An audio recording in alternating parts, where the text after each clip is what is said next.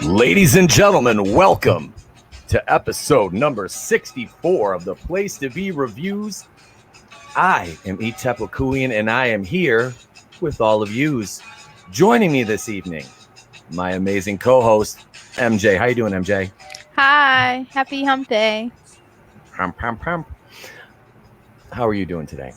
I'm good. How are you? I am just Ducky. And I just said I'm Okay. just Ducky because I wanted to sound like I went to Our Lady of the Courageous Caucasians High School. Joining me this evening, also on the panel, is making his return to the show, Lincoln 7. How you doing, brother? Doing good. How about you, man? I can't. I have no complaints this evening. I've had a honestly a really good day today. So let's see who else we got here. Oh yeah, that it is. It's only 8:35, so we're only a couple minutes late. We got Goober Brothers in the chat. What's up? Super chat from Goober Brothers Entertainment. Just waiting for the sexiest man babies to start the damn show already. Oh, hi, Mark. That was the first super chat of the evening. And before I go any further, allow me to introduce the remaining two members of the panel this evening. He is my brother from another mother, the Groovinator from Raiders of Lost Flicks. Hi, everybody. My name's Adam from RaidersOfLostFlicks.com, self-proclaimed auteur of bad movies. And I have a special announcement I need to make. Ever since I was a small boy, I always wanted to be a robot. So I've decided that since there's been a little robot in me that's always been wanting to come out, that I've decided to transition. So I am now coming out as a transformer, specifically the Autobot flavor.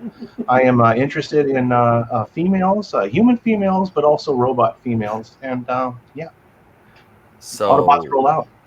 that is that auto? Would that be autoerotic or transsexual? Can we talk about that on this stream? Is that allowed? That'll have to be the That'll be a whole separate stream. That'll be the after dark version. That's after 10 p.m. We can delve into that. And before I can't go any further without announcing the last man on our panel, ladies and gentlemen, he is the Don of 2 cents toys, and was good enough to, as you saw the video earlier, send me a kick-ass microphone today. Brother, thank you so much, Salvador, not only for joining us, but for the microphone as well, man. That was unexpected and just absolutely awesome. So thank you, man. Hi, I'm Harry Carey. Oh, sorry. Wrong bit. Yeah, of course, man. I was happy to do it. Let me hear you. That was a good Harry Carey impression. Hey, Etep, let me ask you a question. If the moon was made of green cheese, would you eat it? Heck, I know I would. Harry, listen, it's me, Howard Cosell. I'm here to tell you that I would eat the cheese. Hey, what's your favorite planet? Mine's the sun. It's kind of like the king of planets. What it is, what it was, what it shall be. Well, this is an auspicious start to the show. We started with some baseball announcer impressions. Can anybody do a Susan Waldman for me? Does anybody know who Susan Waldman is? No, I do not. Okay, well, never mind. That one fell on It sounds. that one fell on its face like me trying to ice skate. David Applegate's in the chat. How you doing, David? Good evening. Thank you for joining us. So we are going to start with a little trailer watch today for the new Addams Family movie. I just thought this looked kind of cool. I really like the original. Obviously. Addams Family movie in the show. I mean, I grew up watching the reruns of the show too. So this is, I want to check this out. So we're going to do a screen share and we'll be watching the Addams Family. Whoops. Shite. Let me go back here. I did not do that as seamlessly. There we go. Addams Family trailer. All right. Let's get the, here we go.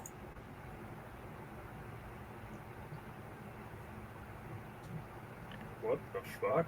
Can't hear anything.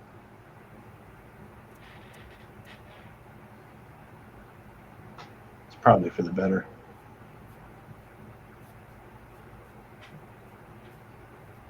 Mm-hmm. Oh, I've seen Evil Dead before. I know where this is going.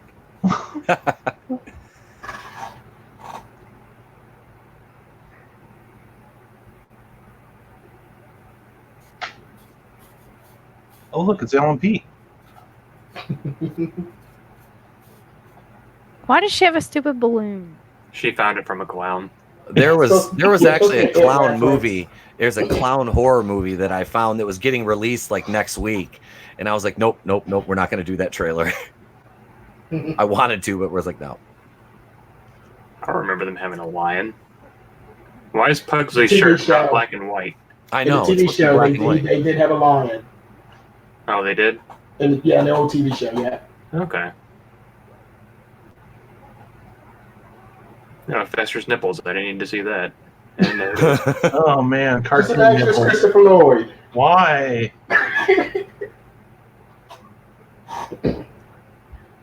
It looks silly, but I ain't gonna lie. It looks harmless. It looks alright. Yeah, I'm not offended by anything in this. Yeah. honestly. Yeah.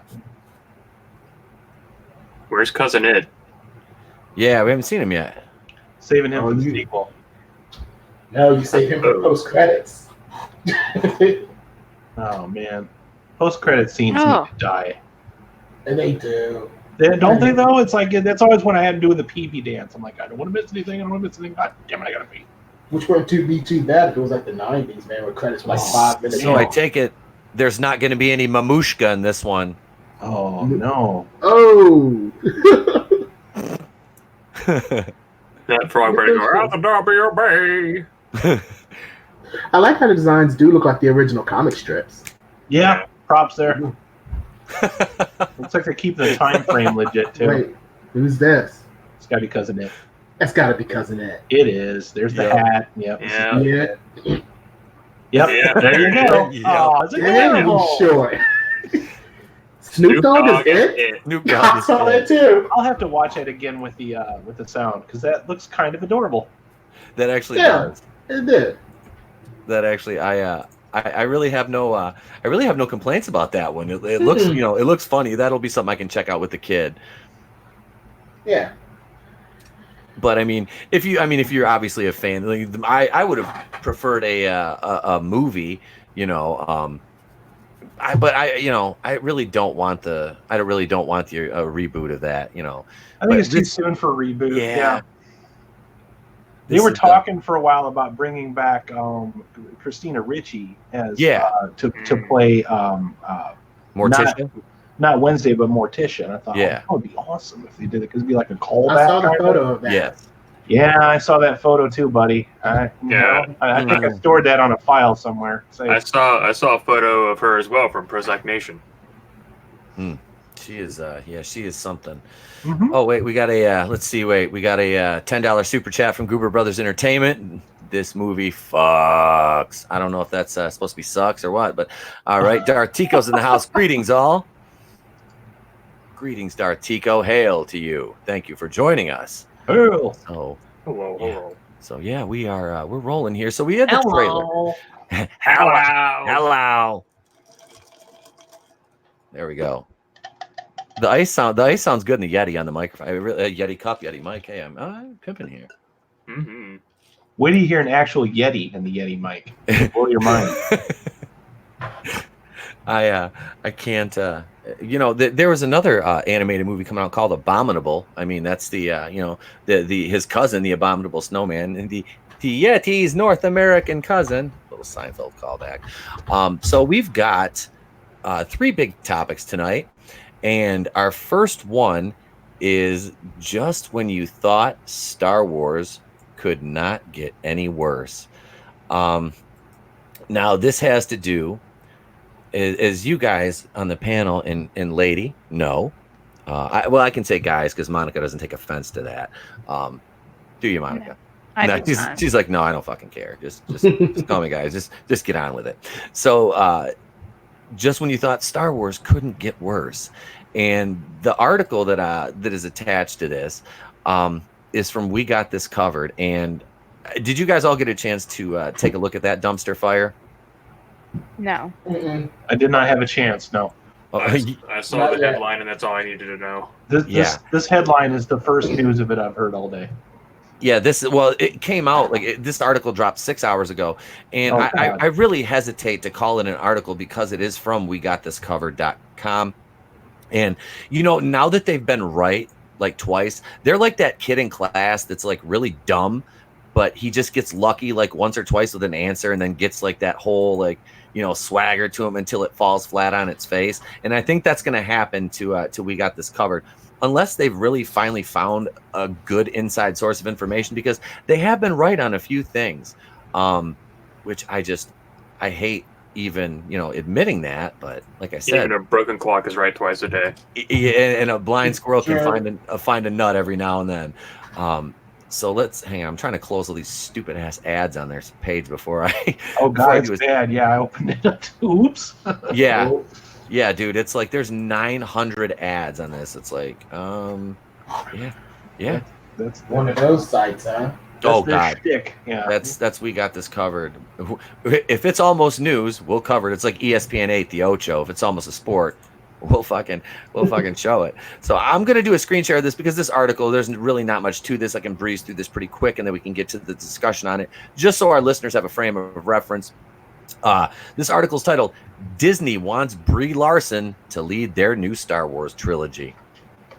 If that doesn't scare the shit out of you, given everything we've got so far out of Disney Wars, it really, it didn't really, I can't say it scared me, is more of it just kind of made me chuckle, because I'm like, why wouldn't they do this at this point? They've already kicked all the original fans in the dick and said, fuck you, we don't want your money anymore. So it's like, why wouldn't they do this? This is like a wooden stake through a vampire's heart. I mean, it's just the death blow. Cat Pan mediocre star Brie Larson, yuck, showed us her lightsaber skills over the summer when she checked out Star Wars Galaxy's Edge experience at Disneyland Anaheim. Those were her lightsaber skills. Okay. Yeah, her lightsaber skills of posing for a fucking Instagram picture. That Instagram picture was about as heartfelt as her tribute to Stan Lee. Oh, I remember that. Yeah, that was cringy. Yeah, just sitting here thinking about Stan. Yeah, get over yourself. Sipping Mai Tais. Yeah, with a $900 handbag and like $2,000 shoes and a $1,000 tracksuit. Yeah, you're just salt of the earth. You're salt of the earth, honey. And after channeling her inner geek once more a few weeks later with another photo of herself dressed as a Jedi, fans had begun to call for the actress to book a trip to that galaxy far, far away for real. You show me these fans, and I'm gonna waterboard them. But what are the chances that Brie Larson will show up in a Star Wars movie? Well, she's clearly a big fan of the sci-fi franchise, but given that she's still busy preparing to lead the next phase of the Marvel Cinematic Universe, can I call bullshit on that first? Can I call bullshit on that? Because I don't think that's going to happen. It's unclear if she'd have the time to hop on over to Disney's other behemoth property. That being said, the studio would certainly be interested in having her on board if they can make that work. Sources close to We Got This Covered. Now here it is. Here's them, just a paragraph almost of them just pounding their chest.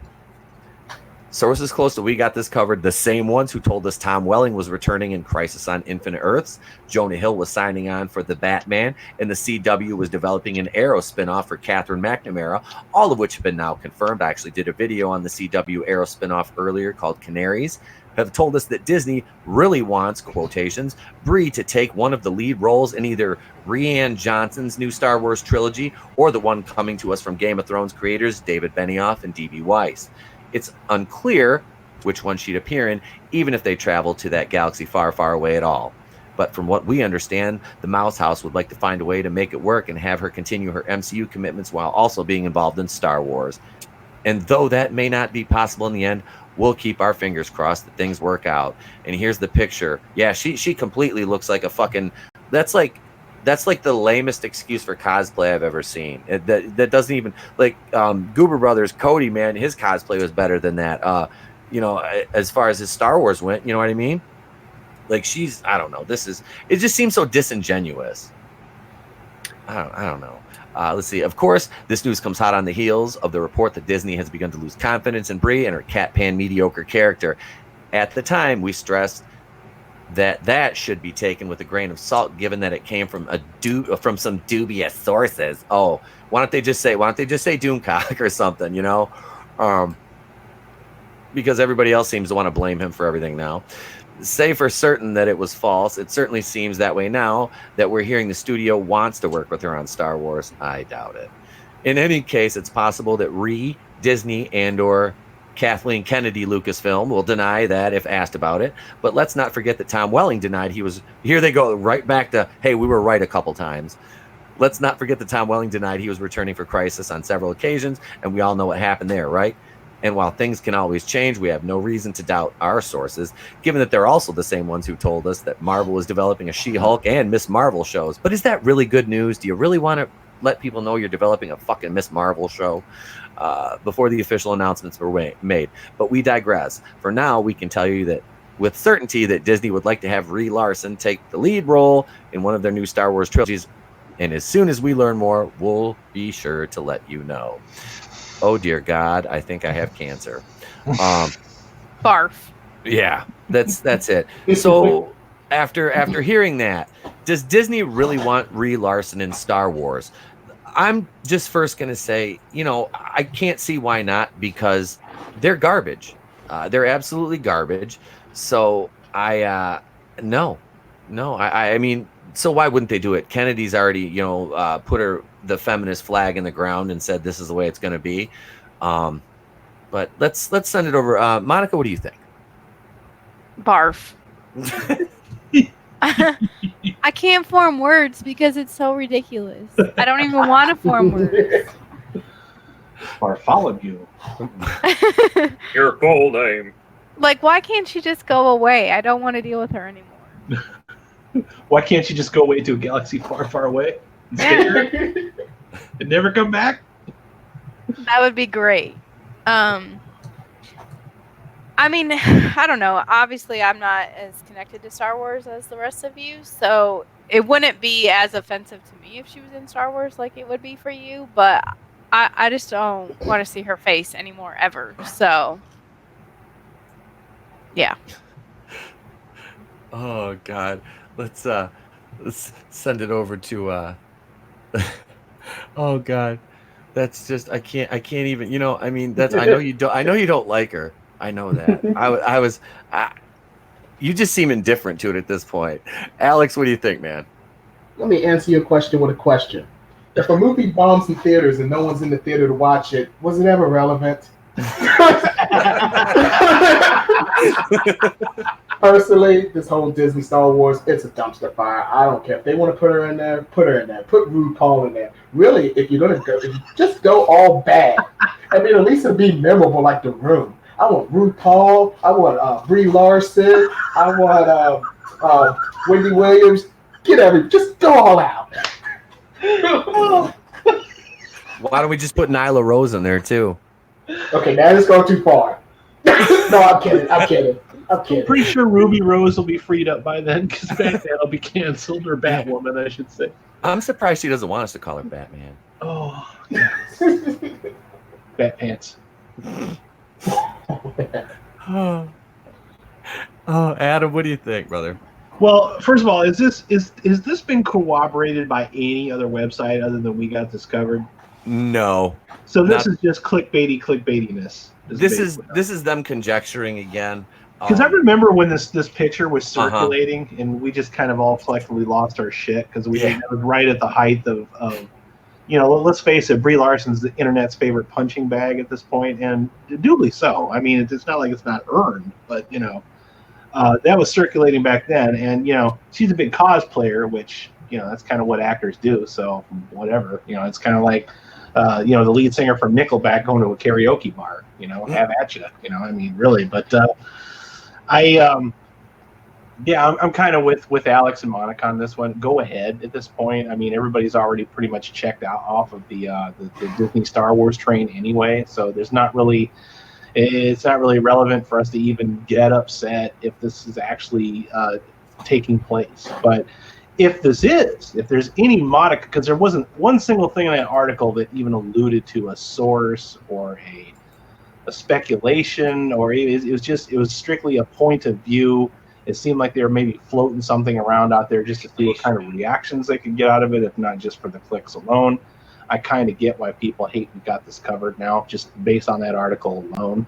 But if it is in fact true, It kind of goes along with what we've been saying, which my theory is that she just kind of cosplays and then drunkenly wanders onto a set of some franchise, and then they just immediately have to put her in there because she's Brie Larson.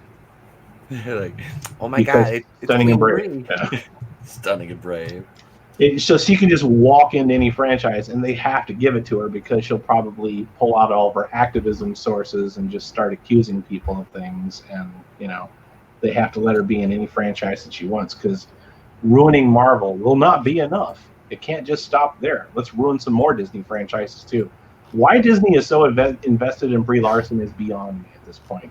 There's nothing likable about that woman at all. Period. No, she's off-putting. She's like, I don't know. She just seems like aloof and just disengaged from reality. But I would venture a guess to say that that's part of the a microcosm of how she grew up, because she grew up very insulated, was homeschooled, I believe. So, and you know, hasn't she went to like I said, she just seems very like she doesn't have any social awareness about her. Is it just me, or is that kind of what it seems like with her? I just Yeah, want go to ahead. clip her kneecap. Like, Wow. I like, honestly, just 2 days ago, some article came up about her whole like gym thing again, and it just really pisses me off because some of us really try, and she didn't even do shit, and she just acts like she's just freaking king of the gym hill, you know? I don't know. I'm just. No, I go ahead. agree. I agree with Monica. She Yeah. comes off as the type of the reason she's so unlikable. It's not, you know, they would like the internet would like to think that, well, you don't like her because she's a girl. It's not that. It's that she's one of those types of people that thinks that she's way more important than she really is. Yeah. You know, Exactly. She's way too self-absorbed when it comes to that stuff. Delusional, you know. Right. She's one of those people, like, most people know once you're in an MCU movie, you're practically a god in Hollywood. You can do whatever you want. Brie Larson's the one person who kind of took that to heart. Yep. She's like, well, I'm in the MCU. I'm connected to A the movie Avengers. that was collectively carried over the finish line at that.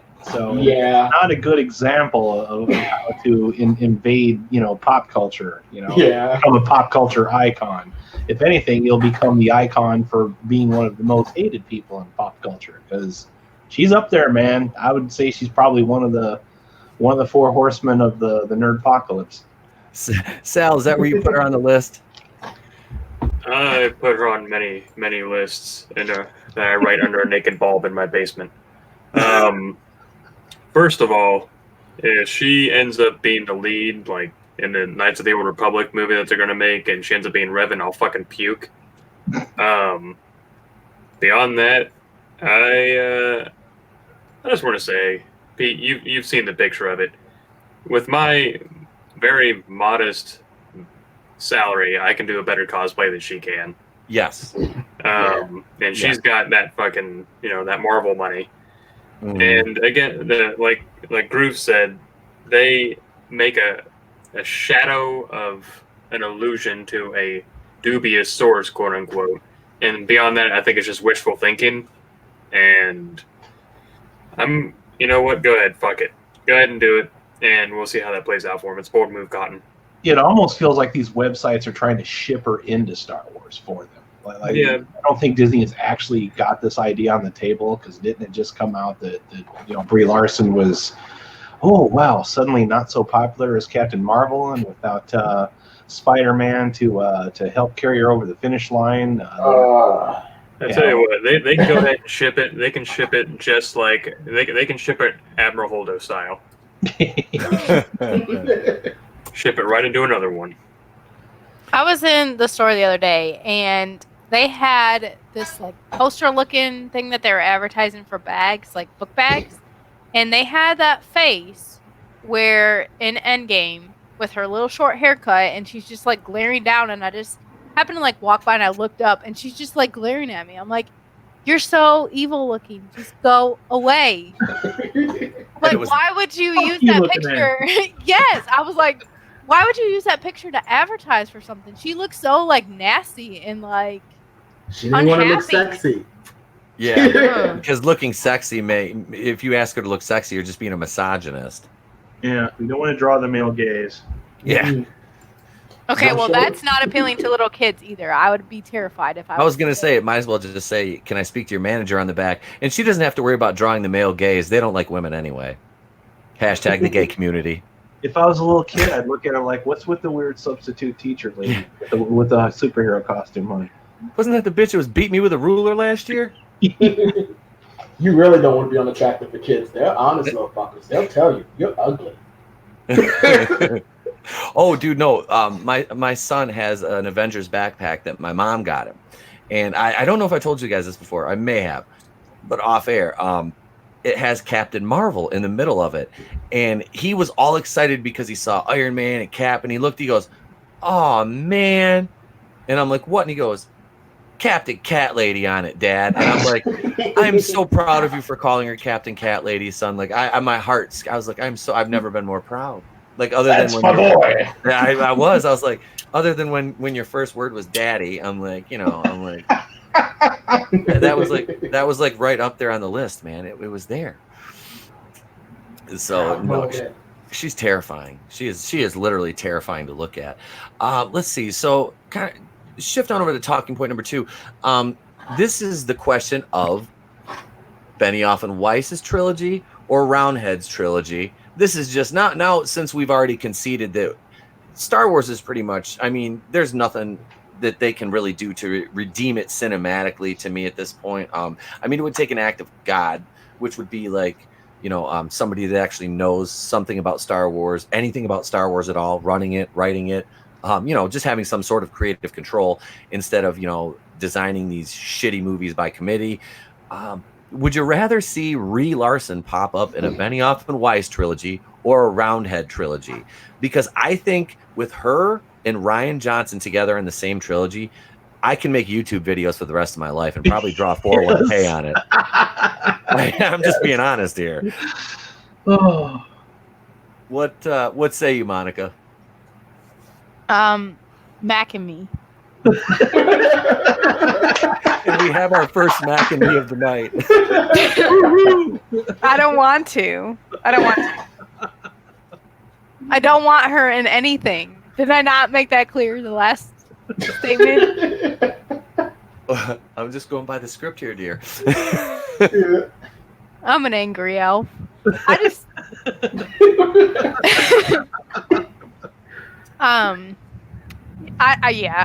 I'm over her. I'm done. I don't want to. I don't want to. Oh, now you being a little bit hard on the cheese here, aren't you? No. That's good. You should probably be harder on it, giggity.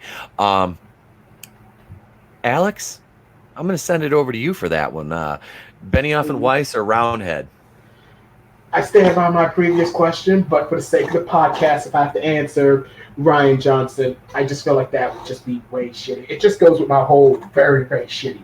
Benioff and Weiss, as annoying as they got in the last 2 seasons of Game of Thrones, they can put out good content. They only got lazy with that because they was too busy trying to rush off to get to Star Wars. But Rian Johnson and Brie Larson, that's just going to be like, it's going to make The Room look like Gone with the Wind.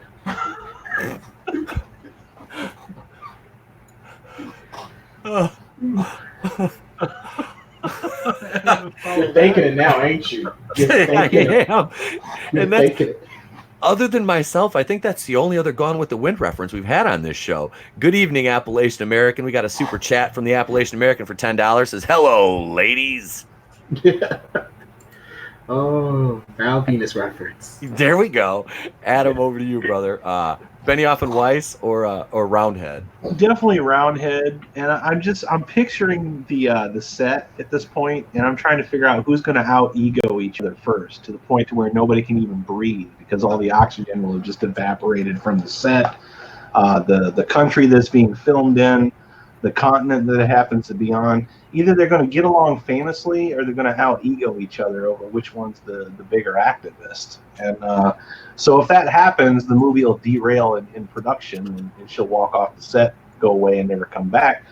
If it does come out, probably about 5 or 6 people will show up to see it and talk about how stunning and brave they are, and it'll be gone. But if they release it on Disney Plus, that's fine because they've got a captive audience, so they don't have to impress anybody anymore. So But yeah, definitely the Rian Johnson. 'Cause that would just be like the 1-2 punch of the ultimate Disney FU to Star Wars fans. Like, boom, boom. Salvador, what say you? Let's see, Benioff and Weiss or Ruin Johnson. Mm-hmm. Is ritualistic suicide completely ruled out? No, not at this point. I mean, anything's on the table if you're putting, a piece of wood in a Star Wars movie. I mean, fantastic. That's my choice. Ritualist. Now, which ritualistic method would be your method of choice? I mean, we might as well ask. I'm gonna go Buddhist monk style and self-emulate. Seppuku for me. I thought you was gonna go Death by Snoo by Brie Larson. No, Alex. The mind is willing, but the body is weak and spongy. Oh, Futurama, man. Yes. But for real answer, I'm gonna say Ruin Johnson because that seems like the perfect duo to just put that final nail in the coffin. Because I'm cautiously optimistic, believe it or not, for the DB Weiss guys, just because when they were doing Game of Thrones and they had source material to work from, those seasons were great. And then once they ran out of book is when it went to shit, and there's a plethora of Old Republic stuff for them to work with.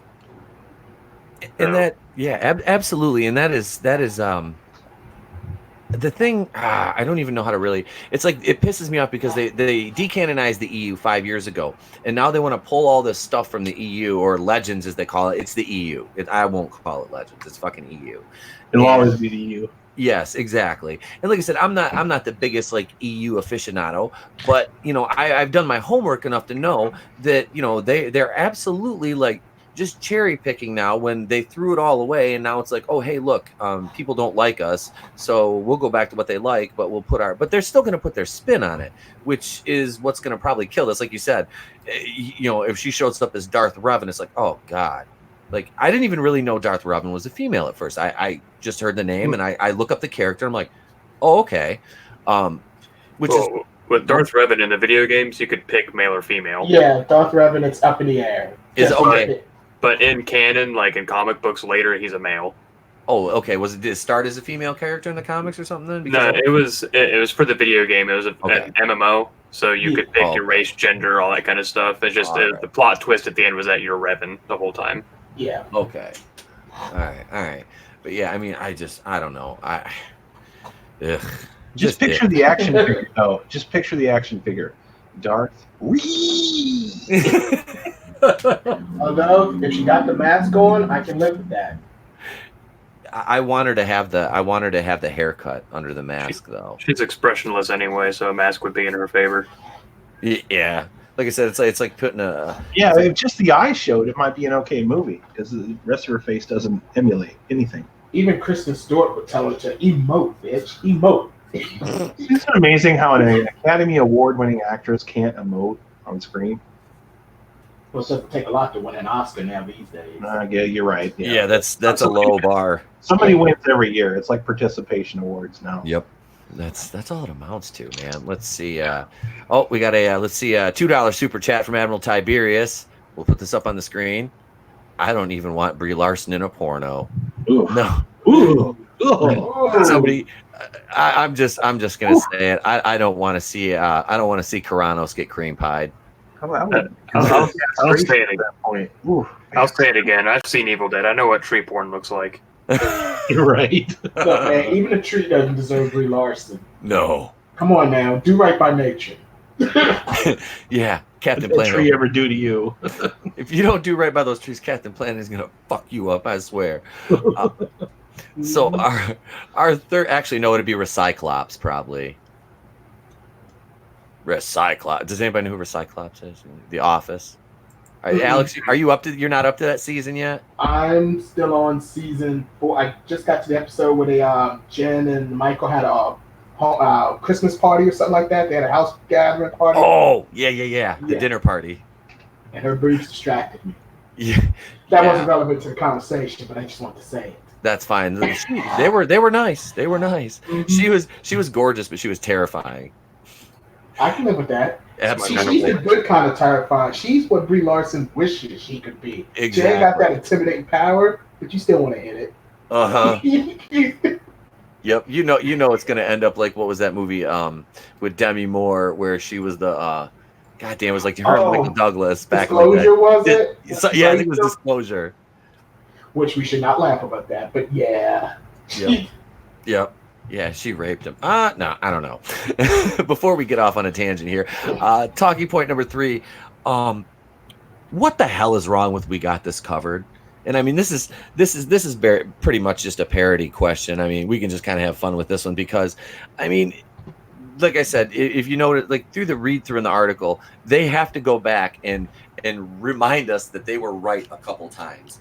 Like I said, it's like a home run, a guy who never hit a home run in baseball before, hits one, and 10 years later it's still, hey, I hit that home run. Well, yeah. Well, that's when they give him a 10-year contract and a big giant salary bump.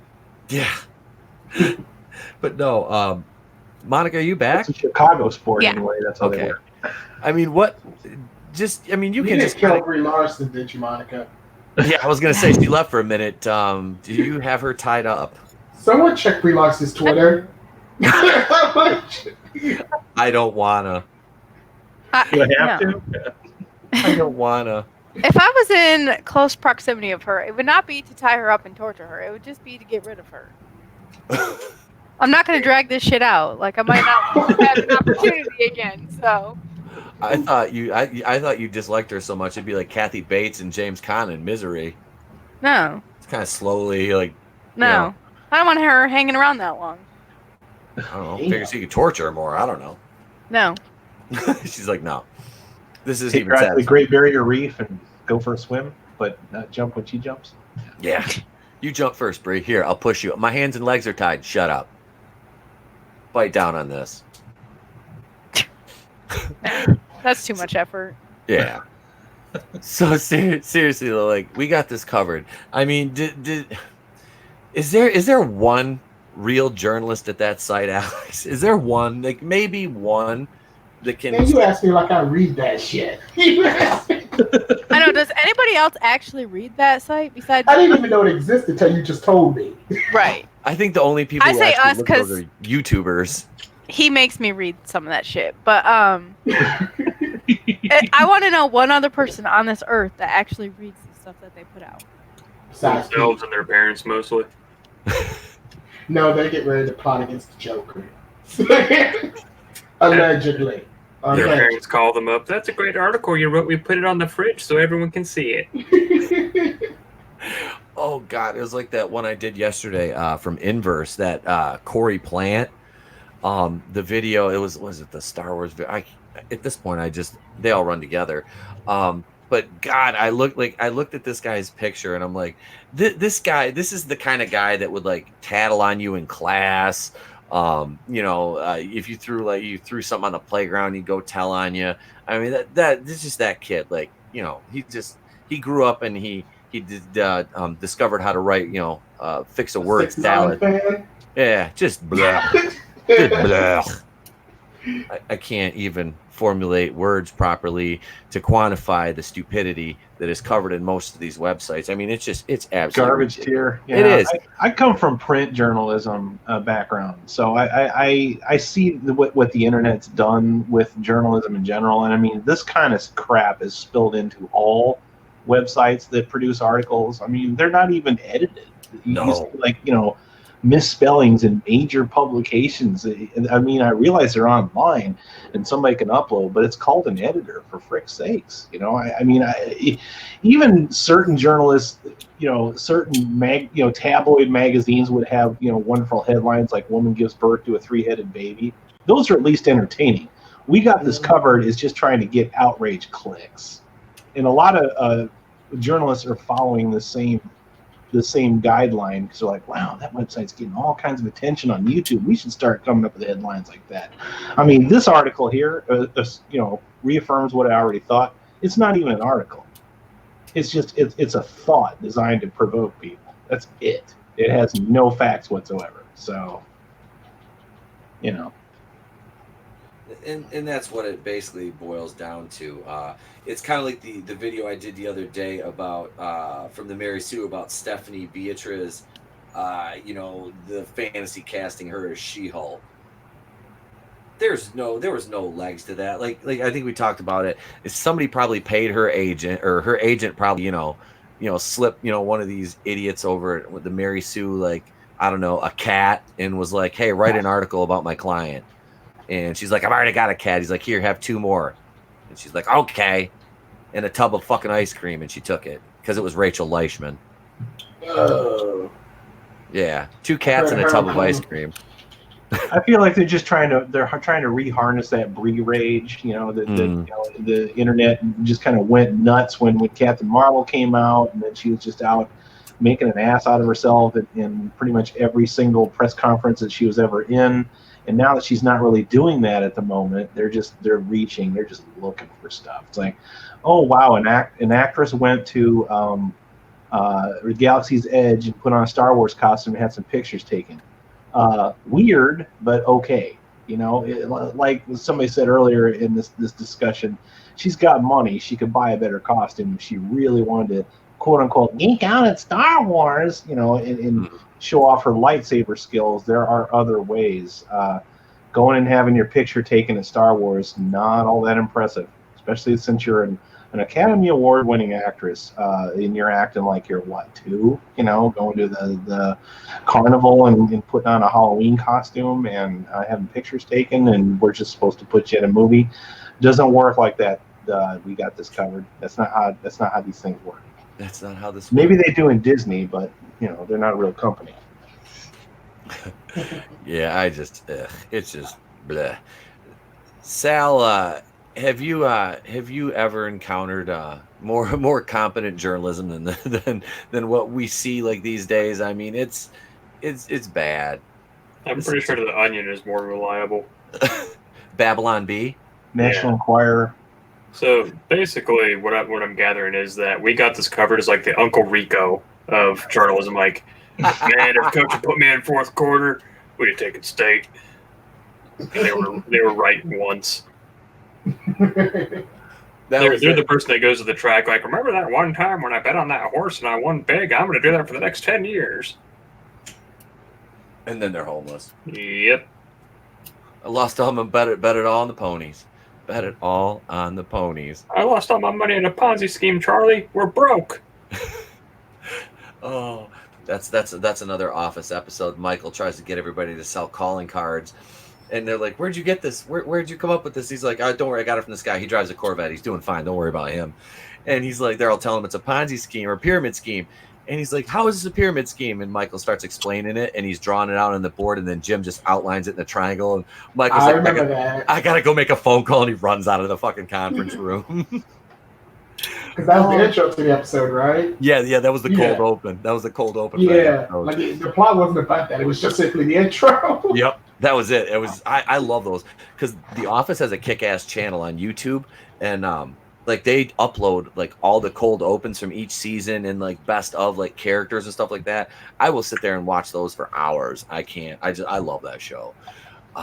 Okay, so this second topic is basically I geared this one because we've got Jurassic World 3 coming out, and I know how big of a fan Monica is of Jurassic World. So we've got an article from it's from The Verge, and it's only like 3 paragraphs. So this is just a quick one, but we can have a good discussion about this. And Kat, if you don't stop chewing on my belt, I'm going to turn you into a hat. I'm telling you. Could be the cat hat instead of cat in the hat. Oh, he is. He's going to. Big Meech is going to meet an untimely end. Dr. Seuss is the cat is the hat. It's going to be Dr. Daddy Dollars. The cat is the hat. All right, here we go. Jesus help me, Rhonda. Original Jurassic Park 3 cast is returning for Jurassic World 3.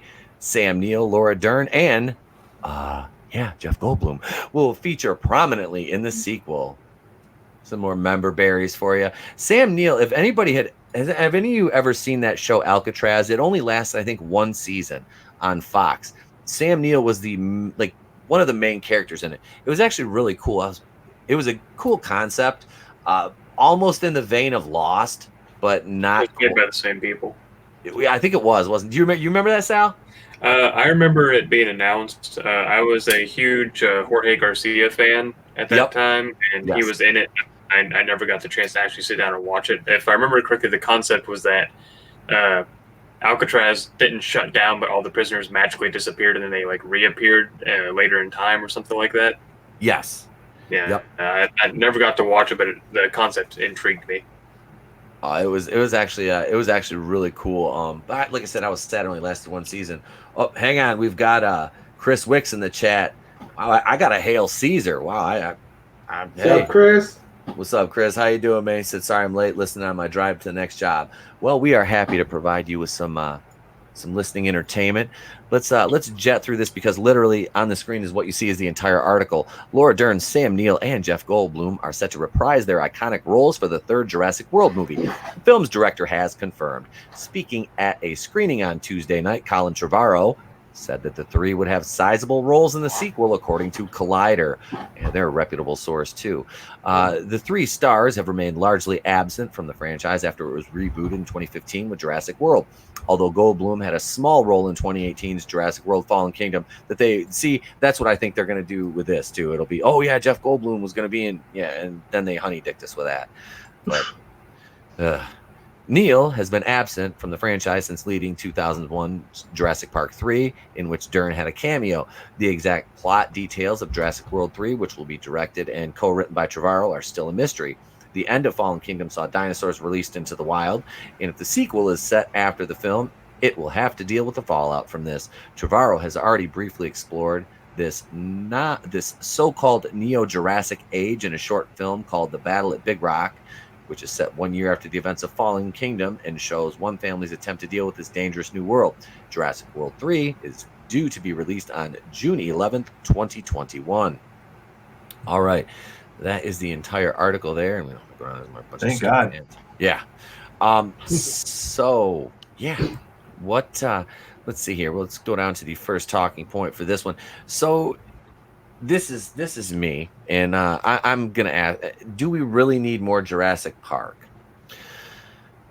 And I know my co-host is gonna have a much different answer than this, and I'm not gonna bash on the other two movies. I've already done that enough, because they were partially enjoyable for what they were. I didn't particularly care for a lot of the things. There was a lot of, messed up things in the plot that didn't make sense, but it is what it is. I read an article somewhere else, and I wish I could have found that one because it was a couple days ago. An interview with Laura Dern, and the thing that really bothered me the most was she said she wanted to bring her strength from, and I'm not even kidding, from Admiral Holdo into this role because yay, this needs a stronger like feminist type leader is, and I'm not quoting her exactly, but it was something to that effect. So, I mean, do I want more Jurassic Park? If it was done right, absolutely. Do I want to be preached to in a movie where dinosaurs are eating all the probably white men? I don't know. Sam Neill's probably come back to get killed off, and Jeff Goldblum won't because he's Jeff Goldblum. He'll survive everything. But like, I mean, is it just, I don't know. Is it me, or do we not need identity politics in Jurassic World because it's everywhere else? I don't know. So, I mean, I'm going to wait. I'm really going to hold my judgment back. That's basically all I'm going to say about it. Monica, what do you think? You're gonna just yell at me later. No, I'm not. Yes, you are. You lie. Everybody mark my words. I'm gonna screenshot this conversation that he yells at me and tells me I'm wrong because I like Jurassic Park. But I mean, obviously, I love the originals and I enjoy the last two movies that have came out, and I'm a huge Chris Pratt fan also. So, I mean, I am like, dinosaurs are my weakness, so I can't help it. Like, I'm going to enjoy any movie. I watched a documentary of like a T-Rex fossil. It was the stupidest thing I've ever seen in my life, but I loved it. So, I mean, whatever. I like dinosaurs, and I'm gonna probably enjoy this movie too. I mean, I'll like cringe and I'll roll my eyes at the stupid identity politics bullshit that they put in there, but whatever. They're my weakness. As long as they have dinosaurs, right? Yes, I want to own a T-Rex. Well, Darth Tico has a, let's see, ooh, that's a $15 super chat. That's a big one. I'm assuming Laura Dern is going to ride a T-Rex into another T-Rex. I would be jealous. That she pulls the hold-on maneuver with the T-Rexes. That's fucking, that was a fantastic super chat, sir. That is brilliant. It's actually interesting. It's how she moves on to her next husband. She just rides her husband into the next one. Where the hold-on maneuver really comes from. Photoshop that and make that the thumbnail for this video. I got it. Yeah. It's gonna take some time doing that one. Oh, I got this. So He's got this covered. I got this covered. Let's see. There we go. Right there. Oh yeah, that is the thumbnail for this one. The thumbnail for this episode will be courtesy of Darth Tico. Thank you very much. Let's see. The Appalachian American says the only dinosaurs I care about is the Dinozords from the Mighty Morphin Power Rangers. And we talked about the Power Rangers the other night. And somebody remind me later. We'll go back to that because I don't want to get too far off topic. Alex, what say you, my man? What say you? More Jurassic Park, yay or nay? I'll be honest, and this is gonna make Monica happy. I didn't hate Jurassic World. I haven't seen the Fallen Kingdom, so I can't judge that one. But I do think it was pretty much The Force Awakens of Jurassic Park. Mm-hmm. So I was like, it could go either way. However, probably not a good idea to call this Jurassic World 3 because Thor Ragnarok, The Omen 3, Jurassic Park 3, Sam Neill doesn't do good in Part 3s. They're usually terrible movies. So it could go either way. No, I can't live through another Thor Ragnarok debacle. I can't do it. Sam Neill needs to stay away from the number 3. Just call it Jurassic Park 5 and call it a day. What happened to 3 and 4? Just shut the fuck up. They don't exist. Well, 6, I guess. 6. Yeah. Yeah.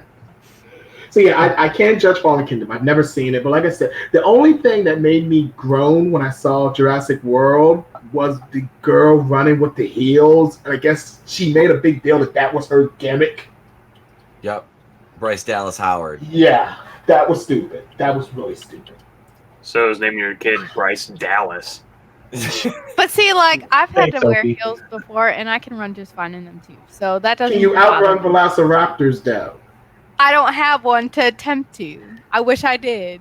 Well, I'll we'll let get you know. science on it. We wouldn't We'll want get to. science. I say we wouldn't want. TBD on that one. I'll let you know. We'll look at a panther. Same thing.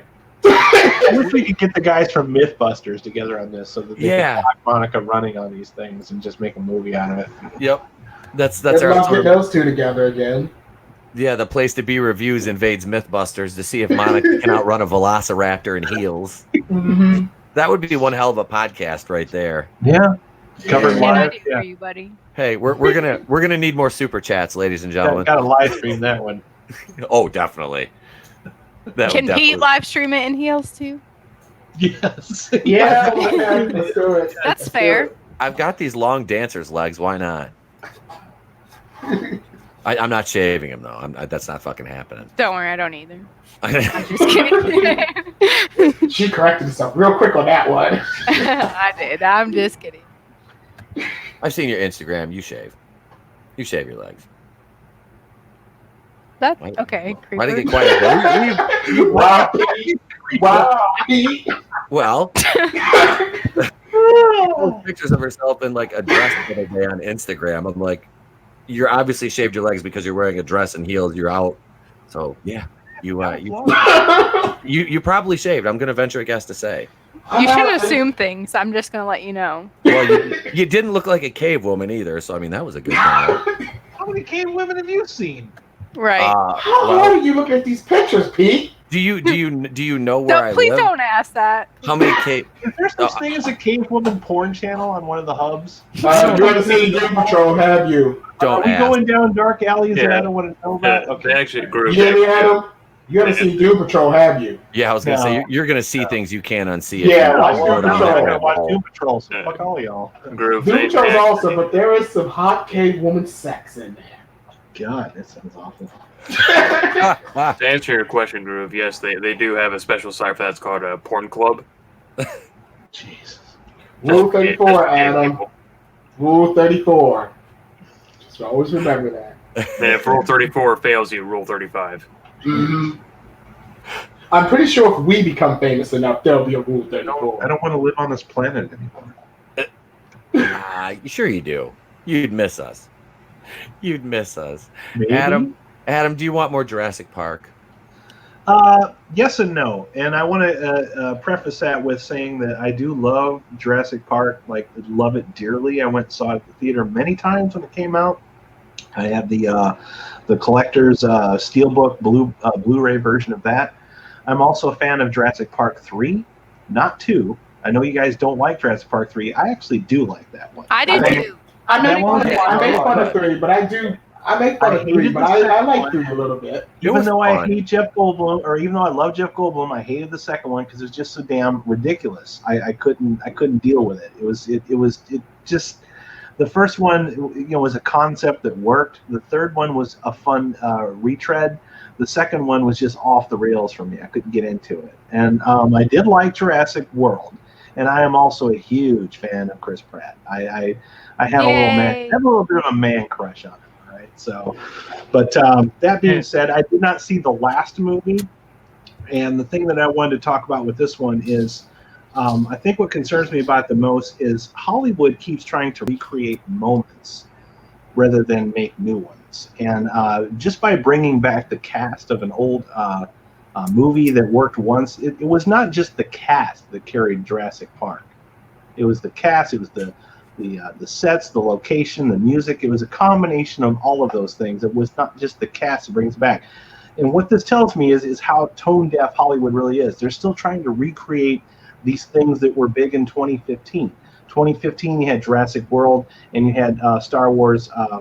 The Force Awakens came out, and those were the big movies that came out that year. That was 4 freaking years ago, and we're still trying to do this again. People are tired of this. They wise up to these trends and they move on to something else. It's not going to work just bringing back the original cast. And the other thing that concerned me, the reason I didn't go see the last movie is I decided to go ahead and forge in on the spoilers. I'm like, wow, that's a terrible idea. Those are all terrible ideas that happened in the last movie.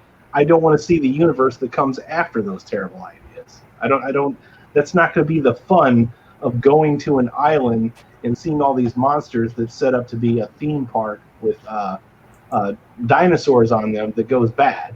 It's not going to be the same experience. So just bringing back the cast is, again, this is the member berries trick where get you in the theater and then show you what we have left of the script. And you're supposed to applaud because, hey, all these geezers came back. And if you want to see a really good movie with Sam Neill, you should probably watch In the Mouth of Madness. That's true. Sal, right over to you, my man.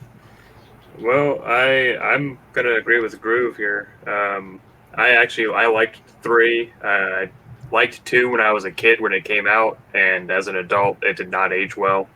Mm-hmm. The first one, of course, is a timeless classic that you can't replace, and I liked Jurassic World. For some reason, when I watched it, I didn't pick up that it was like a remake or a retread. Like I get certain parts of it, but I was like, oh, they brought back the park, except it was functional, it was successful.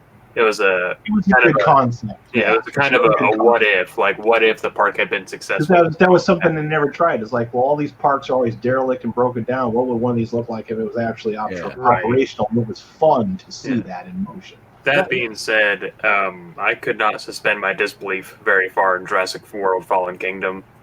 Because I was like, okay, so they brought back another fake dinosaur. Okay, they're really going to drive home this, we're going to sell it as a weapon kind of concept. And then the whole clone girl thing, spoiler alert, sorry. I saw that coming from a mile away. Yep. And I was like, oh, look, a John Hammond fill-in, because John Hammond, the guy who played him, has passed away. I was like, oh, fucking not a MacGuffin, but kind of a Deus Ex thing where it's like, oh, this guy never existed in the canon before this movie, but let's put him in there anyway. As for bringing back Sam Neill and Laura Dern and all that, she says that she needs a strong female character. It's like, bitch, you saved the entire cast in the first fucking movie. It was your ass that fucking ran with Muldoon past the fucking Velociraptors and restored power to the park. Yep. Yeah, Ellie was awesome. That was her name, right? Yeah, Ellie was awesome. And I'm like, what are you talking about? Ellie's already a strong character, but whatever. And it was also the little girl that hacked the computer and got the system back online. So it was totally women that saved Jurassic Park. Right. Absolutely. And we're fine with that. Nobody ever complained. You don't need to make a statement where a statement is not necessary. But it's not. It wasn't 2019 when that movie came out. That's what that's right. Yeah, I forgot. You got to work within those parameters, everybody. Right. Well, So, but Sam Neill, like, he was great in Peaky Blinders. He's done a lot of stuff. Jeff Goldblum has been doing shit this whole time. Laura Dern, I saw her stick her arm elbow deep in some dinosaur shit and then ram a ship into another thing. So, I guess she doesn't have a lot to look forward to. Like, when I saw her in The Last Jedi, I was like, that's a dinosaur shit lady. So if you're gonna go with the bigger is better mentality of making a sequel, will she completely stand like neck deep in the next dinosaur turd in the next movie? She will be the dinosaur turd in the next one. Oh, wow. What a metaphor is, there'll be DVD copies of The Lost World. That's the dinosaur shit. Shit. So I don't know, man. I feel like that's gonna get preachy when the first one clearly didn't need that for women to succeed in it. But whatever. But what do I honestly, know? I'm just too, an armchair critic. I think that had they put the original cast in the last two movies, I would have been mad. Like, I didn't mind Jeff Goldblum doing his little, like, on my soapbox speech thing. But, I mean, if the original cast was in this last movie, I think I would have been pissed off about it. But Yeah, I don't know. It'll be interesting to see because the last time we saw them was in the third one where, again, Laura Dern saved them because he calls and the little boy answers and he's like, "Mommy, phone," and she saves them again.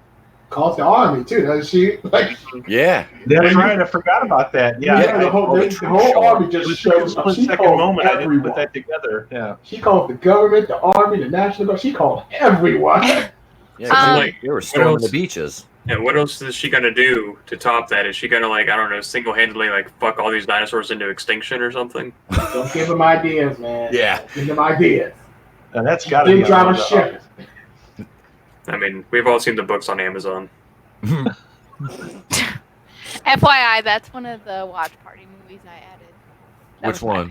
Jurassic Park, the original. Oh, okay, yeah, absolutely. Like, I mean, that'd be fun. Yeah, I'd watch. You won't have trouble getting people to show up for that at all.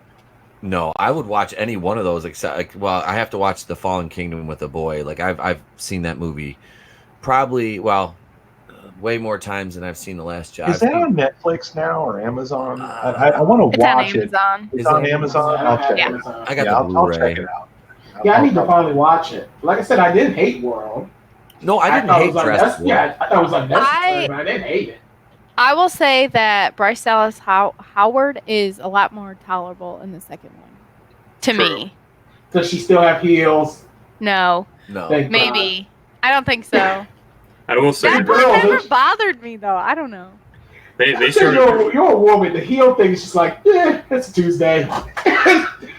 I will say this: they started moving towards all that identity shit subtly in the second one. Like all the male characters, with the exception of Chris Pratt, all the male characters are like bumbling idiots or a fucking coward. And don't cut Chris Pratt, please. Don't cut Pratt. Don't cut. So, and Groove, you can attest to this. He's former Navy in the fucking movie. Yes. And the one thing that really grinds my gears above everything else, suspending the disbelief that dinosaurs exist again, is that all of his raptors they go Echo Charlie Delta, Alpha Charlie Delta Echo, and then he names one of them Blue. I'm like, it should be Bravo. Right. Yeah. That really got under my fucking skin. But wasn't that like the second batch of them though? I don't know. I just remember all of them had the alphabet except for Blue, which I guess a toy raptor called Bravo wouldn't sell with kids. Like, think like, oh, it's Blue, like it's a kid name, I guess. I think it would work. I think it's a cool name for an animal, Bravo. Especially a raptor. Yeah, but it's also a girl. Because whenever he does something, you can go, Bravo! Yeah, true. It is a female. That's right. So maybe Bravo was too masculine of a name or something. They could have done. Yeah, they are all females, aren't they? Yep, they are. Until life finds a way.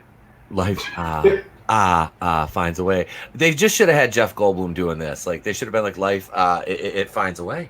And he just should have done that the whole time. It would have been fucking bad. It would have been far better if he just did that. The thing, also leading up to that, they kept talking about how Jeff Goldblum was coming back, and he even said in an interview, he's like, "It's basically a glorified cameo. Let's not mince words here." But people were like, "No, he's coming back," and then it was just a glorified cameo.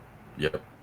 Yeah, he did. He just sat there in the courtroom God bless him for being forthcoming with his fans. I heard he's a really nice guy in real life. So, God bless him. I'm sure he is. I'm sure he is. A friend of mine got to meet him at a con, and she's really good looking. So she obviously, he was like right up, and got a couple pictures and sat there and talked to him. And that's what she said. She said it was really cool though. Like, honestly, he was just he was fun to talk to. And he was very he was very interactive with the fans and stuff that were there. So I'm like, well, that's cool, so to hear, because you hear some of those people and they're just so like standoffish. They don't really they act like you're a bother to them. And like Ron Perlman.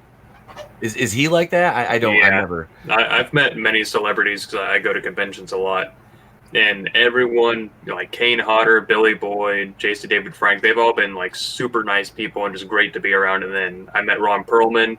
I was super excited, and he kind of acted like no one there was worth his time. I can see that. He gave you like the limpest fish handshake I've ever received, and I was like, oh, trying to be like, hey, thanks for coming here. All these people are really happy to see you, and he was just like, next. Jesus, that's miserable. It's always a heartbreak. Yeah, that's why they say you should never meet your heroes. That is true. I've had some similar experiences. We don't have enough time to talk about them. That's after hours talk. Yep, that's after hours talk. Yep. That's for the strictly Patreon. Strictly Patreon. I'd start one of those, but everybody want me to pay them. Let's see. Oh my goodness gracious! So we kind of touched on this, but I said Laura Dern hinted on bringing some of her Vice Admiral gender studies attitude with her in Jurassic Park. How would this be received? Well, like you said, we kind of already saw the beginnings of that with the way the male characters were treated in Fallen Kingdom.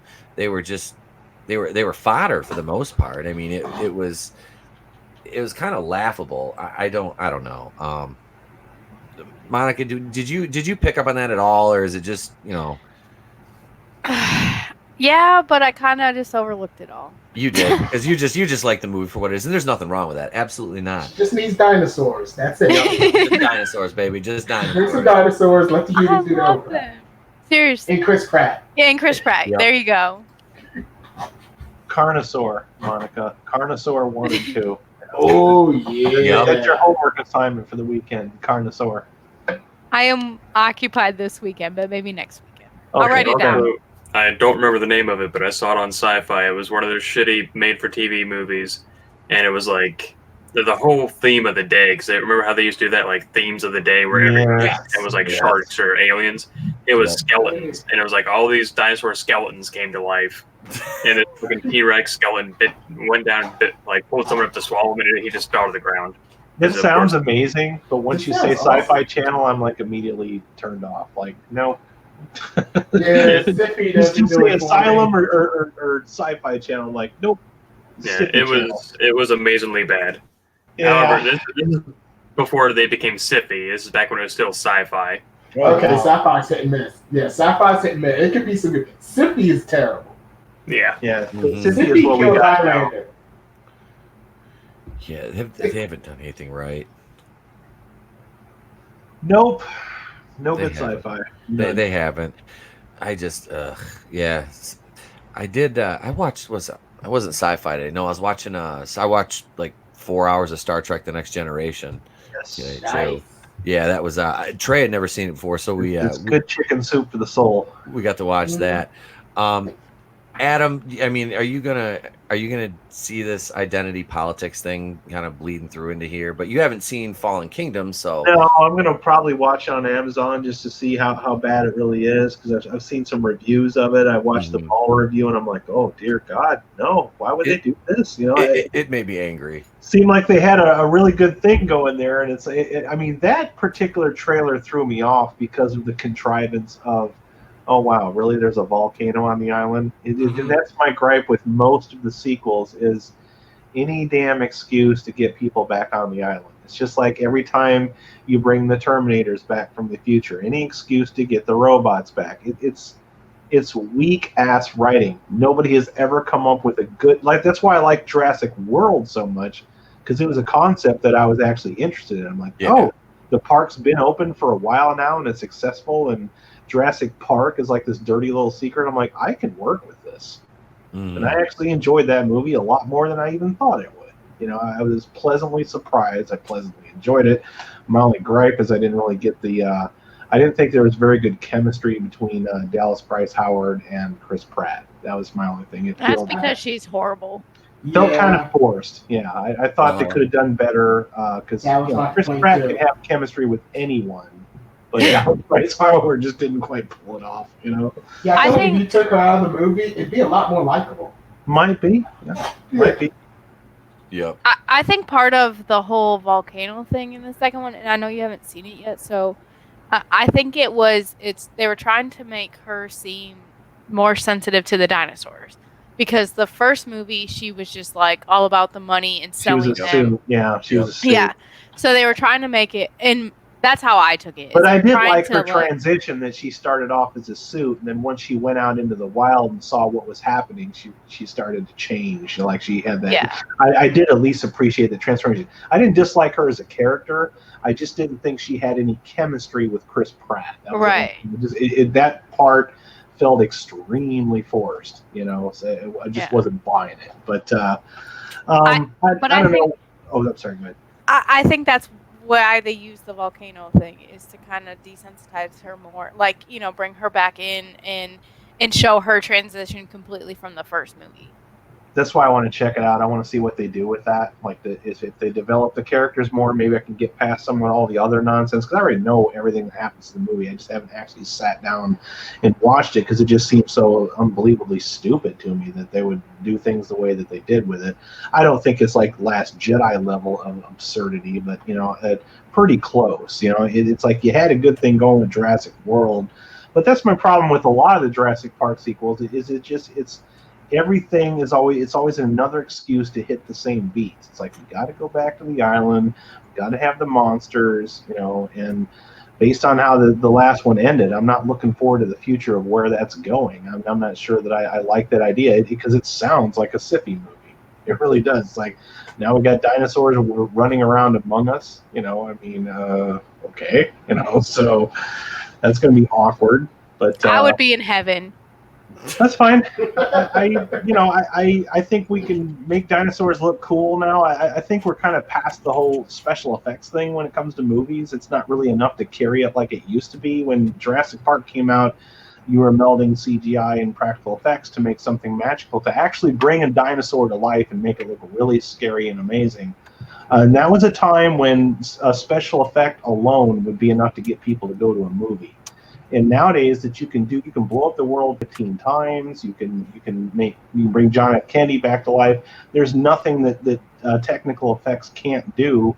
It's not enough. It has to be at least a good story, and they're not there anymore. There's actually a video, and it might be on the DVD, where they showed like the making of the dinosaurs in this one, and it's I mean, there is some CGI on it, but there's a lot of like actual prop work. It's pretty cool to watch. They use a lot of practical effects then? Sure. Because I haven't watched any of the extra features on it. So. It's actually it's with Blue, and they do. I mean, it looks like legit a dinosaur. I kind of wanted it for my living room, but yeah, I mean, they're like, 'cause I can't help it. It's dinosaurs. I watch anything, but there's all of the special effects features in the making of it, and the process that they took with it. Like the one scene where she's, you know, injured. Mm-hmm. They showed that whole thing start to finish of how they put her to life, and it's very little CGI in that part. And I mean, I think it's pretty cool. I get where you come from, Mike. I have the same thing with sharks. I'll see any dumb, stupid shark movie that's out there. I love The Meg. All right, I'm not saying it's a great movie. It's just, hey, giant shark, I'm there. That's all I need. That's all you need to do to get me in the theater. It's as far as when. But to actually answer the question that was asked me is Laura Dern hinted at bringing her Vice Admiral gender studies attitude into Jurassic Park. Was that the original question? Because I don't think I actually answered it. My only question, I have to do an Alex and answer a question with a question. Is Laura Dern aware that majority of fans dislike her character in that movie? Is she even aware of this? Does anybody bother to inform her that that's not a popular character in that movie? The action figures. Knows, and someone's probably told her. Not the figure, just her character in general is very dislikable, and to a lot of men and women that I know, they don't like that character. Mm-hmm. No, for very reasons too. Not all the reasons that you think. That she's a very disliked character just for a myriad of reasons. She always comes off as overly abrasive, secretive for no reason, and wearing strange outfits, even just, like not dressed for the occasion. It's like you want to bring off in control, and she should have been wearing a uniform, not a overblown.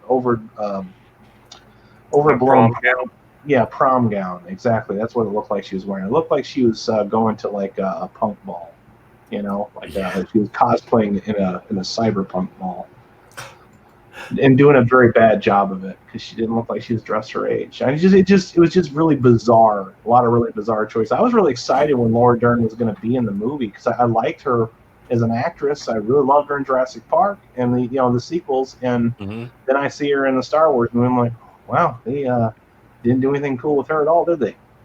No. Forced her into a movie and then expected us to care about her, and her entire story in that movie was like about 12 minutes. Yeah. It was worse than Brie Larson in Endgame, Yeah.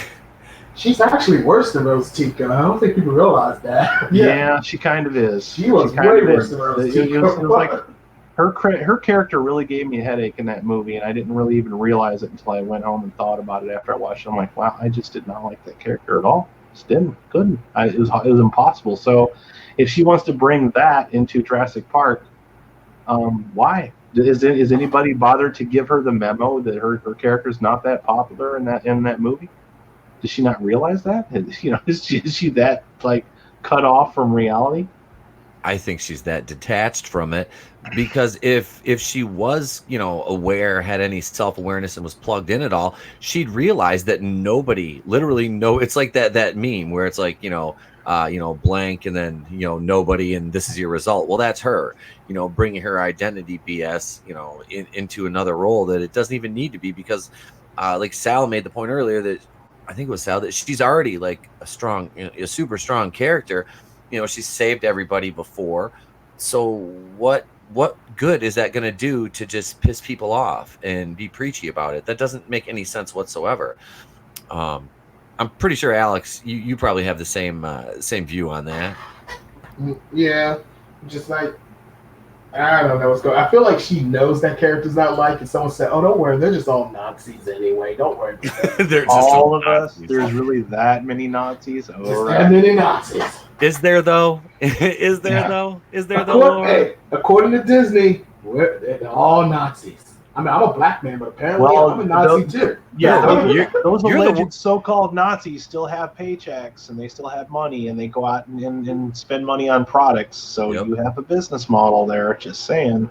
See, you're supposed to just give them the money off of goodwill. You're not supposed to judge them, man. You're right, man. I'm overthinking this. So the customer's never right. What are we talking about? What are we talking about? It's brand loyalty, remember? That's right. Product. Blind loyalty. Blind brand loyalty, That's what's hurt Hollywood, is that brand loyalty. Yep. Because if you levy any criticism, you're just a alt-right neckbeard man baby incel white supremacist, just like Alex. I mean, he's a white supremacist. I don't want to shit on it. I don't want to shit on it until it comes out, but it feels to me like the first thing that popped in my head is I'm like, why are we recreating moments instead of trying to create, why are we recreating moments in time instead of trying to come up with something new that you can expand on? Everybody just keeps wanting to remake everything. Yep. That's what this just reeks of. Oh, yep, we're trying to recreate that feeling again that you had when you saw this. That they're still following that same damn business model. It's like they want people to spend money on memories, not money on the product that's actually in front of you.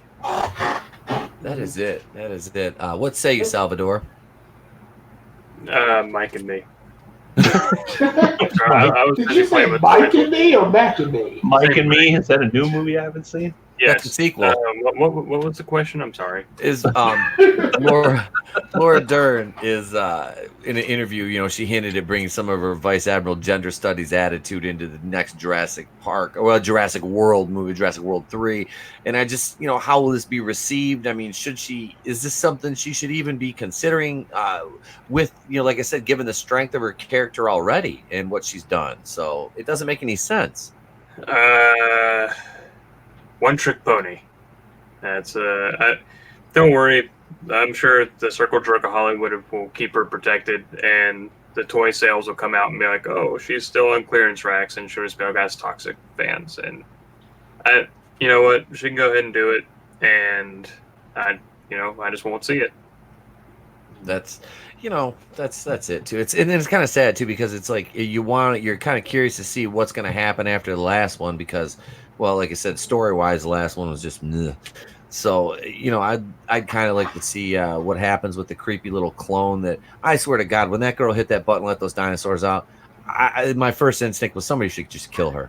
Like, she's a clone anyway. Somebody should off her. She's not even a real person. Just off her. Exactly. She's like, I'm a clone, so I have a right to live. It's like, okay, congratulations. You just released carnivores into society. And so when people start dying, we know who to blame.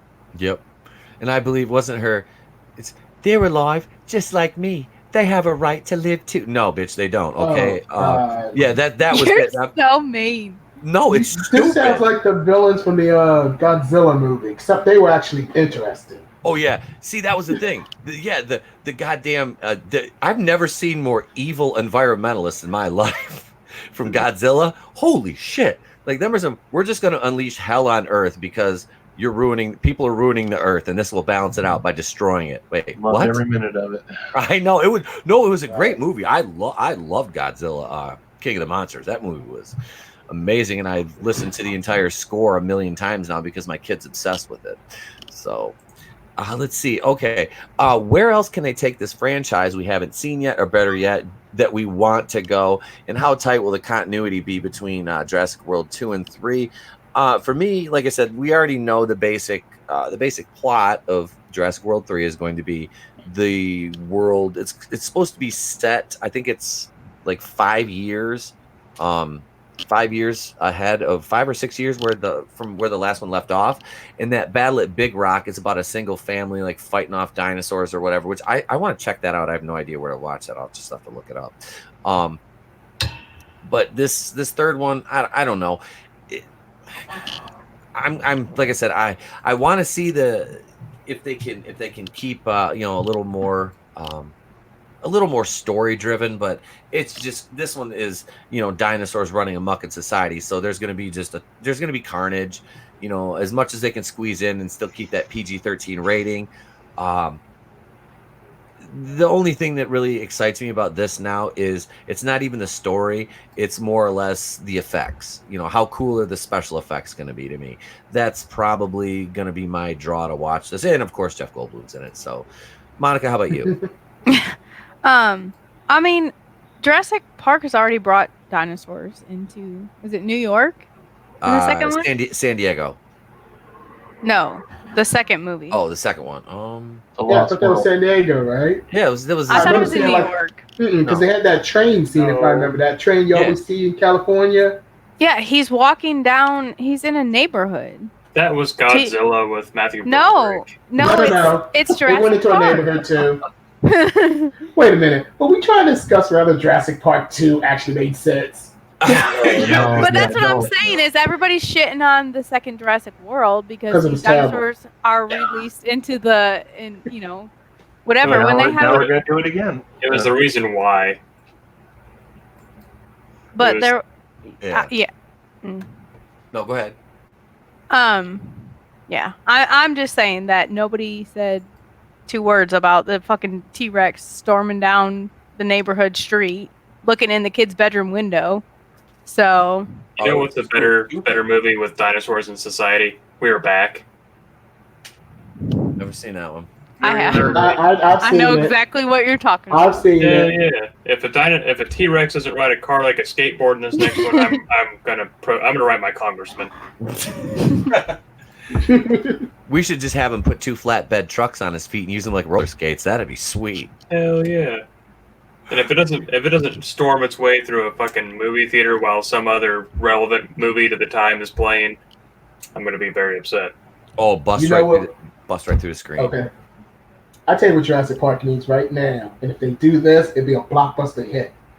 You hire Denise Richards, and you do a crossover from her old '90s movie Tammy and the T-Rex. Oh no! Why did you drop that reference? No, shame on you, Alex, for dropping that reference. Man, Hey, look. Her boyfriend was Paul Walker, then he dies, and they put his brain in a dinosaur. Oh my God! I've never even heard of that. Yeah. Yeah. For that, Pete. Oh That's a my. movie that she would like to go away and never come back. All right. That's the movie that might make Monica hate dinosaurs. It is intensely bad. No, It is intensely there's nothing bad. that would. No, that's not even a good dinosaur movie. You know what I The just, dinosaur gets a boner for Denise Richards. That's right. And and it wasn't like the gay offensive black stereotype in there. Yeah. It was the '90s. Oh. Yeah, that was, Look, if you have them show up in the next Jurassic World, I'll be there day one. I'll be there. Denise Richards cameo. just to show off my PJs that I'm wearing. nice. I know Peter about to look this up afterwards now. I'm going to now. While you're at it, why don't you have a cameo from Theodore Rex in this one too? Is that the one with Whoopi Goldberg? What's it called? Yeah. Yeah. Whoopi Goldberg and Theodore Rex in there too. Just a cameo. That's just gonna make everyone feel really sad. Oh no. That Tammy and the T-Rex. I'm gonna have to check that one out. You've piqued my interest now. Denise Richards dating a damn dinosaur. You know what this mean, Adam? Watch party. You're gonna be really mad. Yeah. This is It's got Paul Walker in it for like all of 10 You're gonna want to minutes. pour bleach into your eyes after you see it. Come on, man. He sat through The Last Jedi. It ain't that bad. After watching Last Jedi, Tammy and the T-Rex would probably be a pleasure. Sal, what do you think, man? I'm sorry. Of what? I'm fading here, dude. I'm sorry. Oh no, do you have to go? Because I know. I'm gonna try and tough it out. Okay. Through the segues, I lost track of what the original question was. Okay. Where else can they take this franchise we haven't seen yet, or better yet that we want it to go? And how tight do you think the continuity will be between Fallen Kingdom and this one? I feel like they're going to be grasping a lot between continuity, especially if they're doing a 5-year leap and they're bringing back Sam Neill and all that. Because for the life of me, I can't think of how many dinosaurs exactly escaped. But I don't imagine it was like the Noah's Ark of dinosaurs. I don't think there's enough to necessarily repopulate. Mark my words, 5 though. years is a long time, though. Yeah, but I mean, if there's only one Stegosaurus, then, you know. What if a Stegosaurus bangs a rhino? I don't know. Well, you know, reasons. But here, mark my words, though. Mark my words. To make new toys, they're going to do that bioengineering, and they're going to make new dinosaurs to hunt down the ones that escaped. Didn't they do that in Jurassic World? Jurassic World? Yeah, they've done it in every one so far. Yeah. So to make new toys, they're going to be like, oh, this one's the Dominatrix Rex or whatever. Except they didn't do that in Jurassic Park 3. They did not. They just had the Spinosaurus that was fucking They terrifying. just went back to the another island, and that's kind of what I liked about it, is this isolated, neat little story. Yep. Yeah, that Spinosaurus was scary as hell. That thing was wicked. That was wicked. I loved it. I did. I enjoyed that. Like I said, the third one to me, like, you know, in the original, that was fun. That one was kind of fun. The third one's a guilty pleasure. I make fun of it, but I do enjoy it. Yep. Do you think that what's the big the one in the water? The Mosasaur? Mosasaur. Yeah. Is that one gonna be I mean, I feel like it's had a little cameo in both movies. I feel like the ocean is too big for them to track that down. Yeah. But It'd be a neat spot to explore, though. Yeah, Explore a little bit of that. Yeah. I think that my biggest concern about it, I'm trying to think of it from a writer's perspective. Like, where in the hell do you go with that? Like knowing the end. And my problem is I don't know. I don't see any way where it's going to have a satisfying conclusion. If this is really going to be the last one, which it probably won't. Okay. Yeah. I agree with Sal. They're going to make some new dinosaurs just so they can sell some damn toys. All right. But it's going to end in some kind of dinosaur genocide. And if you are a lover of the dinosaurs, is that something that you want to see? And if you do love the dinosaurs, do you want to see them taking over Earth and maybe not being able to live properly because they got the wrong kind of food? Or I'm trying to think of it like, how would I write this to where it would make any kind of tangible sense? And I can't come up with anything that sounds like something that's entertaining enough for me to want to go see it. Yeah, that's why I feel like they wrote themselves into a corner Exactly. when they let them release them, because they pulled a Last Jedi. They wrote something that they can't. There's no way in hell they can come anything intelligent to fix it. Are they going to do the time reversal thing again? Maybe, because there's a whole other island that they've just been ignoring that we know for a fact has dinosaurs on it. Yep. And I'm like, they're like, oh, they're the last of their kind. I'm like, did you see the second one? Like, did the writers like watch all 3 movies? Because did they disregard those though? Didn't they? Was this like Jurassic World, like a kind of a retcon kind of deal? Didn't they do that or no? I don't think so. They didn't outright say it. Okay, they didn't outright say it, so they kind of just left it open for interpretation. God, right. Lazy writing, man. Jeez. Well, they have my money, so you can be mad. And I buy all the toys, too. Hey, I'm just going to say that the super colossal T-Rex has been a very strong companion of mine since she's been on my channel. I can't lie. I bought Trey wanted the Indoraptor, so I went out and bought him that Indoraptor. That bitch was like $30. It was like $30, I think. But it's articulate. It's cool as hell though. It is. It's articulated like mad. It's got. Does it smoke Indo? Yes. It steals mine all the time. I almost sent Trey. I almost sent Trey the T-Rex that I have. That thing is so fucking big. It was no way it was going to fit in that box. From the end of the tail to the front of the nose, it's like, I think it's what they say, 42 inches long. Holy shit! That's almost as big as I am. I was gonna say, it's a very large T-Rex. It's on my channel if you want to go watch it. I do a whole review of it, and I've used her many times. Like, she's in my opening. Yes. In my opening video. There's a very large T-Rex. That the opening to me and Trey watched the Batman video the other day. You did, and your opening. That's the first time he'd ever listened to your opening, and he was like, he's sitting there like kind of like bouncing around to the music. You know, you can tell he was liking it, but he saw that T-Rex and he stopped me. He goes, "Dad, rewind it. Maybe rewind it so you can see the T-Rex." And so I'll show him that video tomorrow after he gets home from school, because I can't. He's been home 3 days this week, and I got to do the morning show tomorrow. And he doesn't have school on Friday, so I'm like, you cannot be home all 5 days. You are going to school tomorrow. Dad needs a break. Dad needs a break, man. Dad loves you, but Dad needs a break, kiddo. I'm 60 inches. I can't get over this. Okay. Did you just measure yourself? No, there's 12 inches in a foot, buddy. Are you exactly 5 foot? Make the joke. Yes. I know. I'm waiting. I left the door wide open. Really not gonna make the joke. Nope. But nope. Not touching it. Nope. That's bait. That's what she said. I tried, Pete. I'm sorry, man. I don't care. You can do it. I wasn't going to. When you said I'm not touching it, that's why I was like, do it. Do it. Do it. Do it. It's like almost as offensive if you didn't do it. I know. I was like somebody else. I was trying to load up this next article, and is it a doozy or what? Hang on, before I screen share this, let me. Does Larson want to be in Jurassic World also? Yeah. Kill her now. Brie Larson's gonna play the There's the one thing that would get Monica to not want to see Jurassic. Brie Larson. I would be in jail for killing her if she comes near my damn dinosaurs. I mean, who's gonna have to go find me? Brie Larson, Jurassic World. The crazy thing is, she was in Kong Skull Island, and when they told me Yeah, she was really good in it. She Like, wasn't She's the bad. lead. Yeah. She's the freaking lead, and we keep forgetting she's in it.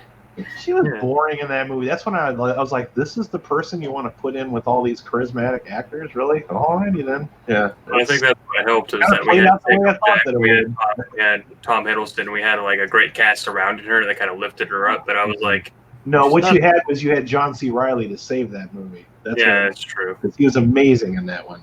He was. Yeah. He And really also was.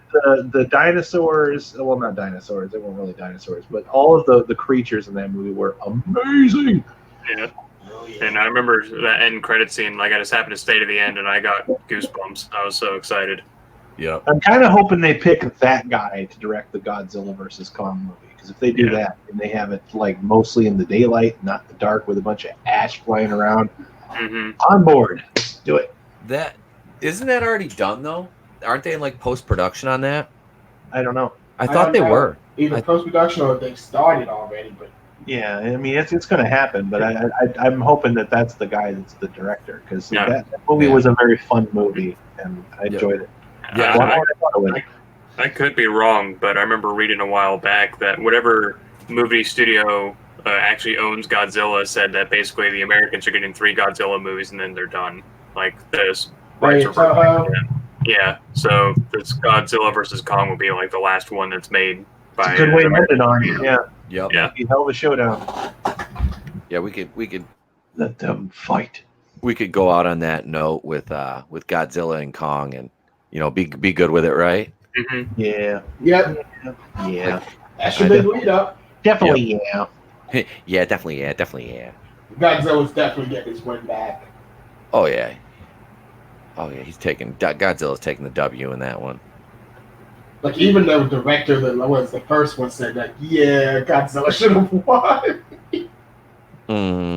Yeah, King Kong can't beat Godzilla. I mean, Godzilla has like atomic fire breath and shit. There's no way. There's no fucking. I mean, I get the reasoning. It's a whole separate podcast. Yep. Yeah. I get the reasoning for it because I didn't realize. So someone said like it was only Godzilla's 3rd movie at the time. King Kong was more famous.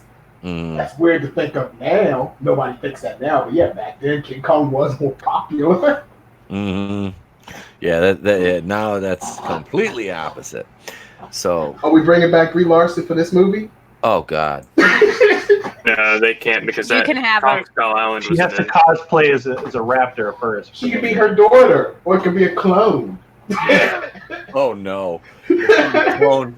There's so many better things they could clone, like she has to wander onto the set dressed as a velociraptor in order to get that job. She can ask to see Kong's manager. I still say that Brie Larson's like Veruca Salt. She's like, Daddy, I want to be in a Star Wars movie. I want it, Daddy. Oh, yeah. All right, doll. We'll get you in a Star Wars movie. How much, Disney? How much? Yeah, how much Disney? All the monies. Wait, no, you're great at virtue signaling. You're an SJW. Come on in. Fuck it. We'll give you whatever you want. You want to be in a Star Wars trilogy? Boom, the fans love it. They love it. You hear me? They love it. Oh God. So we're gonna switch over here to some Joker talk now. This play the Clown World fucking music. Okay, so this is from the marysue.com. Oh. Yeah. That audible groan. I'm in such a bad mood today. None of this is helping. I had just spent like 30 minutes on dinosaurs. What happened? Monica's reaction sums up exactly how we all feel as soon as you say the Mary Sue. Oh. I know. Honestly, I thought my mic was muted. I'm sorry. As long as you don't say Rachel lies. Lies. Oh no, this is by Princess Weeks. This is his almost. Wait, hold up. What? Princess. The author's name is Princess Weeks. Okay, but what's her actual name? To me, that's her name. She is to me as Rachel Leishman is to Pete. So thank you. Yeah. Princess Weeks. Princess Weeks is her name. Here. I'm gonna let it go, or I'm gonna be on it all day. I'm gonna let it go. Instagram her, pal. It's funny. The best part is that in the formal setting, they would introduce her as Weak Princess. She probably had her name legally changed to that too, knowing this friggin' website. I sold cell phones for a while. Like I did cell phone contracts for a while. I haven't look at this. It's gonna be porn, isn't it? Oh God, I'm looking her up right now. Here it is right here. I'm screen sharing it. Princess, she, her, bisexual, is a Brooklyn-born Megan Fox truther who loves Sailor Moon mythology and diversity within sci-fi and fantasy. Why does she look like Momo to me? Still lives in Brooklyn with her over 500 Pokemon that she has EV trained into a mighty army. Team Tara forever. I'm hanging up. You can pick any name you want, and she goes with Princess Week. She can't even spell weeks right. Why am I thinking this hard about it? Oh my God! Princess Momo meme for the win. I need a minute. I'll be. Can we take a moment to appreciate the fact that her title was assistant editor and she's still writing articles for a website? Yeah. Like, isn't your job to edit when you're? Well, that's what you get for choosing a career in journalism. God knows I found out the hard way. I was gonna say, I don't. Maybe think you they should know call yourself editing Prince. Maybe you should call yourself Prince Months. I don't know. I'm thinking about it.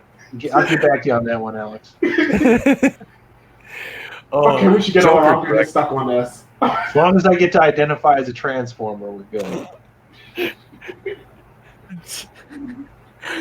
Joker director responds to concerns, compares film to John Wick. Why does this movie get held to different standards? Oh, can you just feel the wokeness brewing below the surface right here? Let me close this fucking T-Mobile ad. Let's see. Sprint. Become a Mary Sue subscriber. No, thank you. I love how they call themselves the nexus of pop culture. That's hilarious. It was only a matter of time before director Todd Phillips commented on the media frenzy and concern surrounding his upcoming Joker movie.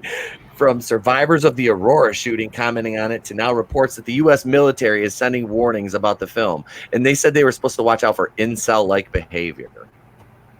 Like, this is no shit. And considering Phillips signed up to make a dark comic book movie, I doubt this was the reaction he was expecting. So, I don't mean to interrupt, but I'm sorry. They said that the U.S. military has issued warnings. That's weird. I don't remember those in any of my briefs. First time you heard of it, right, Sal? Yeah. Yeah. So, poo-poo on that. They probably let somebody know in the National Guard near that theater that. That just happened to be their weekend that they were there. They let them know that a movie's coming out. Yeah. Yeah. Okay. Here it is right here. U.S. military issues warning to troops about incel violence at Joker screenings. This is real.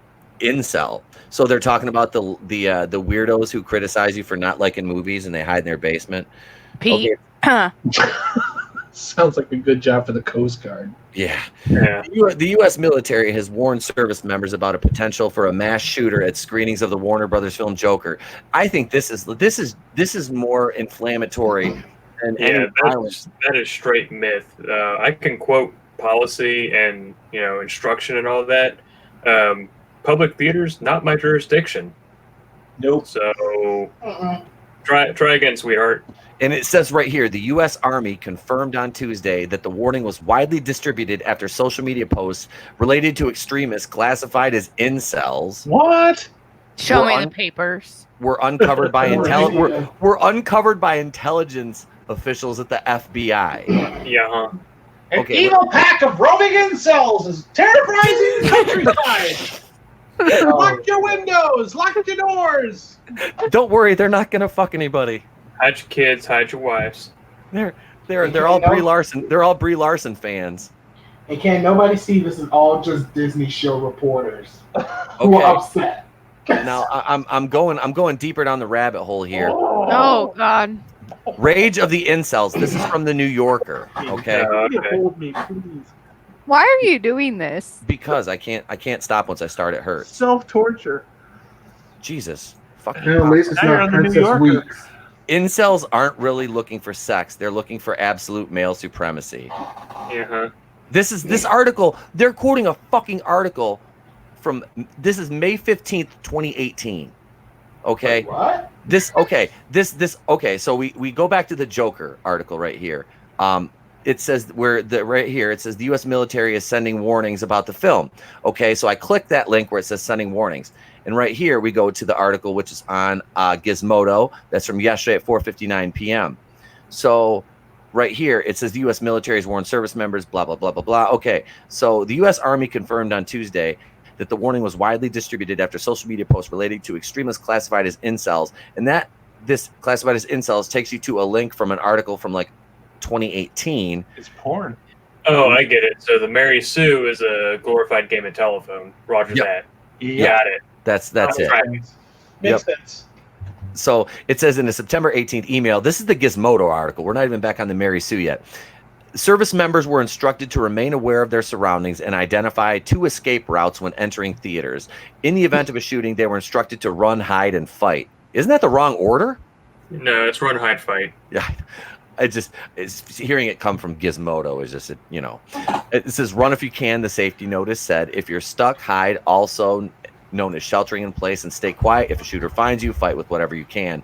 That's kind of what they taught us when I had to do active shooter training when I worked private security. And yeah, they're like, and they wouldn't let us carry weapons because I was working in a freaking grocery store doing like loss prevention when I first started for them. Like, you can't carry weapons, but you can use like anything. I'm like, yeah, if somebody comes in this bitch and starts shooting, I know where the exit is. My motherfucking ass is running out the back door. I ain't getting shot for no $12 an hour. Fuck you. I have a question before we go on. If I run, should I do the Naruto run when I'm doing this? No, it's zigzags. Okay. Okay, first of all y'all got it wrong, okay? It's supposed to be stop, drop, shut them down, open up, shot. There you go. Okay. Gotta save your life. I learned something new today. Thanks, Alex. That's right. That's the DMX method. That's right. Here to teach.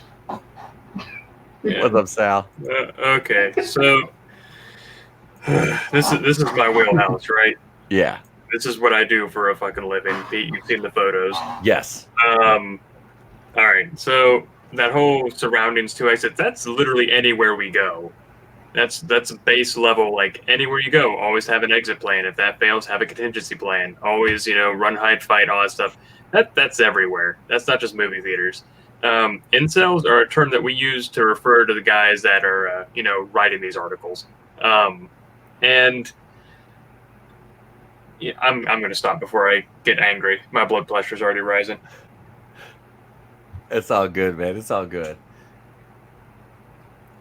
So this article goes on and says, I think that Aurora is obviously a horrible, horrible situation. Now, this is, I believe this is from Todd Phillips. This is a quote from him.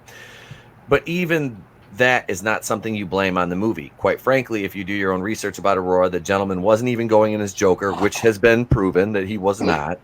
That was misreported. His hair was dyed red. He was having, obviously, a mental breakdown, and there's something horrifying about that, but it wasn't related to it outside of the fact that it happened in a movie theater. This is not the thing that the movie is trying to represent. The movie still takes place in a fictional world. It can have real-world invocations, options, but it's a fictional character in a fictional world that's been around for 80 years. That one that bugs me more is the toxic white male thing. When you go, oh, I just saw John Wick 3. He's a white male who kills 300 people and everybody's laughing and hooting and hollering. Why does this movie get held to different standards? It honestly doesn't make sense to me. And that's a quote from Todd Phillips. And it says, well, and this is Princess Weeks now. Oh. Well, first of all, John Wick isn't white because Keanu Reeves is mixed race, but I digress. Like that right there, I was just like cringed. From the viewpoint of a bitch never heard the term passing before. No. I don't think so. Okay. All right. I just wanted to throw that in there. I'm sorry. No, you're fine, man. You're fine. I don't think she knows what anything is, really. I don't think she has a grip on reality. She's too hung up with her 500 Pokemon and her fucking pronouns. The reason why Joker in her extensive vinyl pop collection. Oh yeah, this bitch has got fucking probably $1,000 worth of Funko Pops. Pops galore. Yeah. Yep. Look at me, I'm such a big fan. I have all these Funko Pops. And I'm not to the point where like if you have a Funko Pop, like screw no, like if you have, one that, two. Yeah, exactly. If you have one that like means something to you, like I have Daryl from The Walking Dead. I mean, I gave it to Trey to play with, but I bought it at one point because I like The Walking Dead and I think Daryl's a cool character. And, I'm fine if you have them, just know that I hate them. That's it. Both of mine I got as birthday presents. So that's fine. The 3 pops I own are placeholders for figures that I can't afford. See, fair enough. They serve a purpose, man. They're a means to an end. Somebody bought me Rick from Rick and Morty, and I gave it away. I gave it to my intern. You did the good thing. Yep. Yeah, I'm like, pass that along to somebody that gives a shit. I did, man. I gave it to my intern. I was like, Marshall, you want Rick? He goes, really? I'm like, yeah, take him. I was like, here you go, Marshall. You can have Rick. Did you just say you're internal? No, my intern. Pete, you gotta highlight this latest from Goober Brothers Entertainment. You just have to. Let's see. Wait, what is it? Princess Weeks doesn't know what an adjective is. God damn it! Oh God. Well, neither do any of you. I mean, I know what an adjective is. Deep cuts. Deep cuts, ladies and gentlemen. That's going way back. That's going way back. Oh shit! Don't love me, that's a true fan right there. I think that was my first episode. I think it was actually. The fucking adjective dichotomy. It's a miracle anybody came back after that one. I'm never doing that again, ever. Stupefied from it. Yeah. Basic English. Yeah, that was fun. Let's see. Let's get back to Princess Weeks. Let's see. From the viewpoint of she says, from the viewpoint of a creative person, I understand why Phillips would attempt to make the connection, since John Wick is a franchise that is celebrated for the beauty of its realistic violence. Okay, first of all, she just said she was a creative person. False. Let's our survey and our test results showed that was a lie, bitch. I understand why Phillips attempted to make this connection, since John Wick celebrates the beauty of realistic violence. But John Wick is also not a psychological examination of the psyche of a man whose feelings of disenfranchisement make him violent like people in the real world, nor is it filled with super racial violence against people of color. You mean like Didn't he Antifa? slaughter 100 people over a dog? Yes, he did. And weren't they all Russian? They were all Russian, so I guess that's okay, But right? see, they're Caucasians, so that makes it okay. Yeah. They don't Just mind. Well, one of them was a woman. So disenfranchised people move to violence like Antifa. Yeah, exactly. I mean, Tony Stark has wiped out an entire race twice. And also, just for the sake of argument, when you select one certain race to be eliminated over another certain race, isn't that in of itself racism? What? Is that how reality is supposed to work? Is that how that's supposed to go? You know? As Tap always says, I'm making sense again. Yep, you're making sense. Making too much sense. Yeah. We don't take too kindly to sense around these airports, boy. So really, like, I don't know. This Joker movie, it's not. I don't think Joker doesn't strike out against people of color. Joker just is an anarchist who fucking wants to tear everything up, to, watch the world burn. Well, it looks like he's got a black girlfriend in the movie. Yeah, I was gonna say. That's right, he does. Okay. I didn't even think about that. So what kind of what is that saying about this author? Go ahead, Monica. You want to make a point? I just have a question. Why is it okay? Joker is a fictional character. Yes. Okay? So we just had the Ted Bundy movie, who is a real person who's crazy as hell, and everybody was all about that movie. Like this is real life event. Yeah. And he was murdering. He was murdering women. Right. He was murdering after women. he mutilated them repeatedly. I can answer that one for you. The Ted Bundy movie wasn't part of DC. It wasn't competition for Disney. That's right. There it is. Ding, ding, ding. Give him a Snoopy doll. Oh wait, hang on 1 second, guys. Hey, Chris, thank you for joining us, man. Have a great it's day there, so you have a good day, and we will talk soon, brother. Thank you. Take it easy, man. Bye. Peace. Be sure to bitch slap that like button on the way out. Stop telling people what to do. I will. God damn it. You better be careful, man. She might start calling you Brie Larson. Oh, He's so mean about it. Rhonda. Please push the like button. No, I want you to bitch slap it. No. Or as I say on my stream, lick the like button. And Lick the like button. Like. You used to threaten like cats dying on your videos, Adam. Yeah. I remember that. I should bring that back for old times. Yeah, you haven't done the kitten dies thing in a long We're killing time. kittens. Yeah. We're killing kittens. Okay, but anyways, that was my point I was trying to make. Is they're all upset about this fictional, made-up character in his life, but yeah, we were all praising this freaking creepy-ass real-life dude. Real-life psychopaths we can talk about. Right. Double freaking standards. Good job. Yep. All right. Go you. Yeah. So, all right, I can't close this ad. God damn it. So, okay, so then she goes back. All right, so let's read that last one. It says, John Wick is also not a psychological examination of the psyche of a man whose feelings of disenfranchisement make him violent like people in the real world, nor is it filled with super racial violence against people of color. In fact, the franchise has a lot of ethnic diversity in it, and most importantly, it isn't trying to craft a sympathetic origin story for a comic book villain.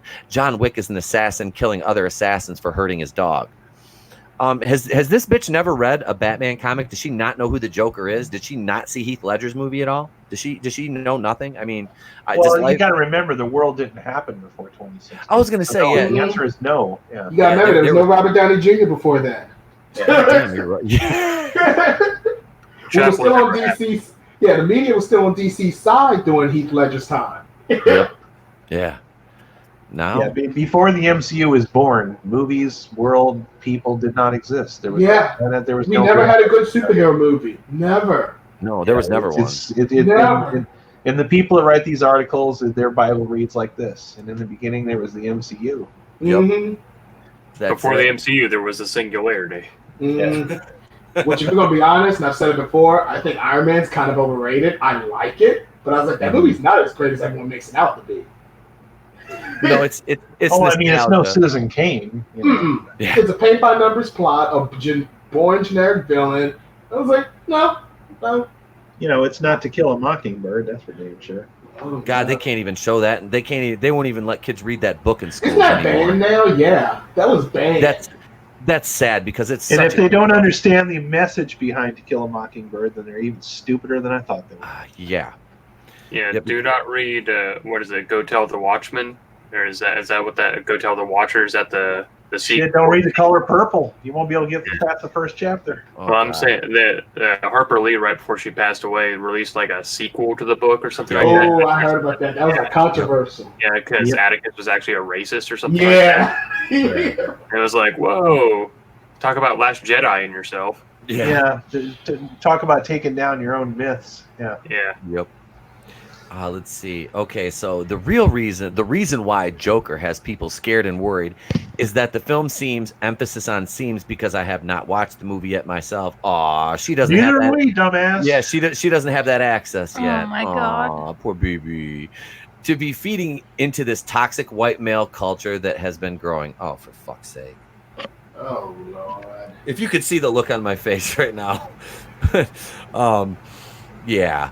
The Joker has already been a character who has done that, but because he's just sort of chaotic energy, we just see him in his final form. How is this his final form? This is the goddamn origin story. Does she even look read what she's typing? None of these quote-unquote comic book fans have ever actually read a book these days. None of them. Me. They just know what the movies tell them. I'd love to hear what she has to say about Jared Leto's Joker, where he's in an abusive relationship with, Harley Quinn. Yeah, that's the controversial one. Yeah. That's the one people should have been offended by. That's the one you saw on Facebook, all these fucking basic bitches being like, I want to find my Joker. And it's like, bitch, you are not Margot Robbie, first off. Yep. Yeah. Oh, you don't. If you think that's healthy, I've got a bridge to sell you. Yep. I'm like, if you think that's healthy, why don't you get into the elevator with me? My name's Ray Rice. I'm gonna take you up to my couch. My name's Harvey Weinstein. Boom, double roasted. You dead either way. And then they fell asleep, and Bill Cosby walked in. Oh. I don't want a 6'9" towel. Oh, hell. We're gonna stop making fun of that guy. Keep going for a triple here. I'm telling you, man. Let's see. Crafting a tragic story about his development can be done wrong because people can take the wrong message from it. Just look at The Killing Joke, which even Alan Moore says ain't that great. Oh, so she name drops one and expects to be a credible source. Got it. Yeah, I was going to say that. How this works, isn't it? Yeah. Has she ever read I mean, I'm not, like I said, I always say I'm not the biggest comic aficionado, but I don't think she's ever picked up one ever. Like you said, Alex, never. You guys always know what I say about comic books, right? Even I own a copy of The Watchmen. Does that make me a fucking comic book expert? Yeah. Actually, you're more of a comic book nerd than these people are. At least you got one. Yeah. I purchased a Cyber Frog. I'm so mad I didn't get that. Don't worry, Pete. I got you. I bought 4 of them. Jesus, I'll buy one from you. Wow. I got you. Let's see. In reporting on this film, I have realized that we are deeply afraid of radicalized young white men being seduced by these dark nihilistic tendencies, but we have so little media that offers healthy alternatives. What the? Is this an actual plane of existence in reality? You picked this. Like, This is the cat sitting in front of the salad. Just saying. yeah, we consume the ideas that masculinity must be strong and violent, even in positive forms. Captain America may be our favorite, but he's still a super powerful, super buff, traditionally handsome super soldier with buns that make you want to salute. Monica, you can agree with that at least. I know. You just compare Captain America's ass to my fucking colors. Yes, she did. Yeah, because women left Thor because they thought Chris Hemsworth was a good actor. Can you see the quotation marks? Yeah, that's why they left Thor. Can you hear me rolling my eyes? Yes, I can. Yes, I all can. the way from where you are. Yep. Let's see. Oh, okay. So that's why YouTubers like ContraPoints are so effective, because they are good at meeting audiences where they are and helping them out. I've never heard of ContraPoints. Don't tell me which YouTubers are good. You already piss me off. Yeah. Did they talk about the game Contra? I like that game. I'll decide what YouTubers I want to follow. Thank you very much. I didn't say it first, Monica. I'm pretty sure she meant to say counterpoints, but was like just about Contra. Like, hey, I get it. I'm like, bitch, if you can't give me the code that you're supposed to type in, then don't fucking talk to me. Up, down, left, right, VA, select, start, man. My man. That's right. I know Contra. It's real Contra. That's good. Oh, let's see. We need more media like that. And while I'm not saying we, therefore, can't have Joker movies, I think creators need to realize that films, music, books, etc. have power. I know it was over a century ago, but D.W. Griffith's film, The Birth of a Nation, helped inspire the rebirth of the Ku Klux Klan months later. Are all movies responsible for copycat or inspired works? No, but we can't pretend as though our culture's obsession with violence, hyper-masculine heroes, and overemphasis on creating sympathetic monsters doesn't affect our world. All right, can I say something with the KKK thing here as the black guy? Absolutely, man. No movie created the KKK. You know what made the KKK? A bunch of crazy, evil, racist white people who are not all white people just decided they want to kill black people one day. No movie was going to stop that. You know that they originated in Pulaski, Tennessee, which is like an hour from me. That really? Yeah. You better be careful. I'm telling you. They're coming to get you, Barbara. You got some darker skin there, you know, just saying. Yeah. I got you. Go ahead, man. There's like some posts, not like a, you know how they put like the home of the World Series like shit on there. There's nothing like that, but it's some little something in the middle of the town that's like, I don't know. It's at least they acknowledge it. Like a lot of what it is now is people will try to bury that and try to hide it, and it's like, yeah, this is a black spot on our history, but it's part of the town's history. Like to deny it is to fucking repeat it. So yep, and that's a problem. The point would be to show if you've grown and moved past that. Yeah, exactly. It's just like Warner Brother does in front of some of their old timey cartoons. They're like, hey, it's a product of its time. We've left it unedited so that way you can see at one point this was acceptable and now it's not. Mm-hmm. Like that goddamn frog singing "Mammy." Mm-hmm. Oh no. That frog singing "Mammy" and them goddamn blackbirds and Dumbo. Them Dumbo. Like if she thinks that's bad, she should look at Dumbo, listen to the fucking circus workers sing their song about wasting their money on alcohol and hoes and all that shit. And people still don't realize Disney's still racist. Has just look at The Last Jedi. Oh, yep. That's why they act like this, because they're overcompensating for their dark secrets that they're Song of the South. Big of secrets. I was just gonna say that, Sal. I was gonna say, has this bitch ever seen Song of the South? Does she know who Uncle Remus is? I mean, like, seriously, this is shit that that's real. That's real shit. This is like imagined fucking make believe land that these people live in.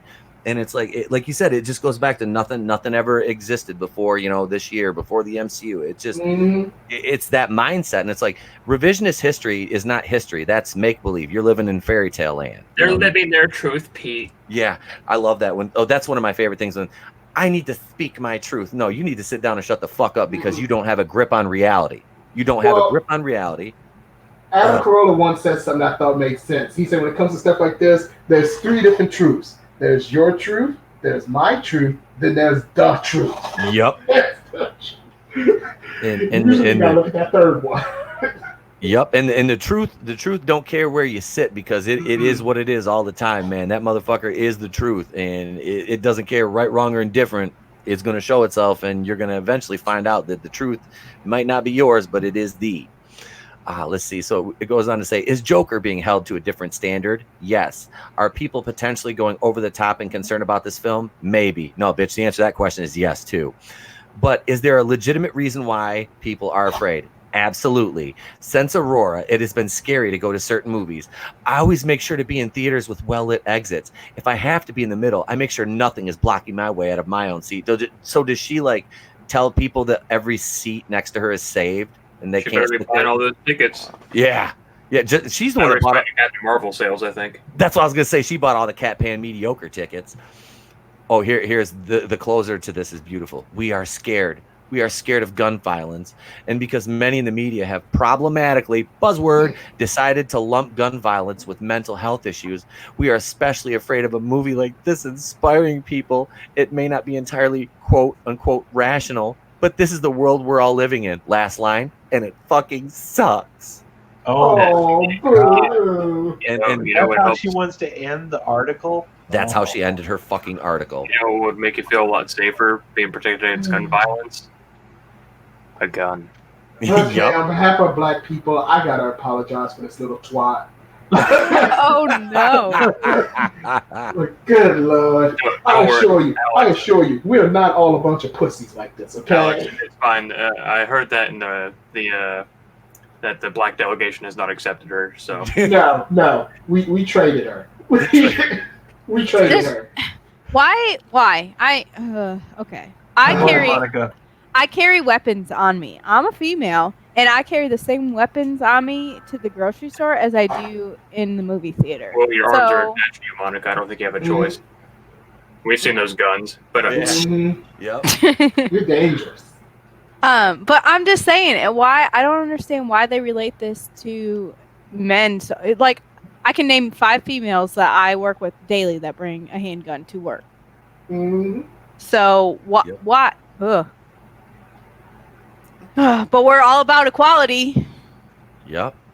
Only men can be violent, Monica. Let's not kid ourselves here. Have you guys ever seen the movie 1984?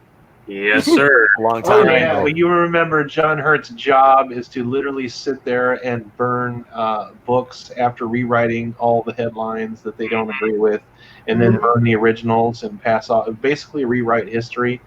That's what these knuckleheads want to do.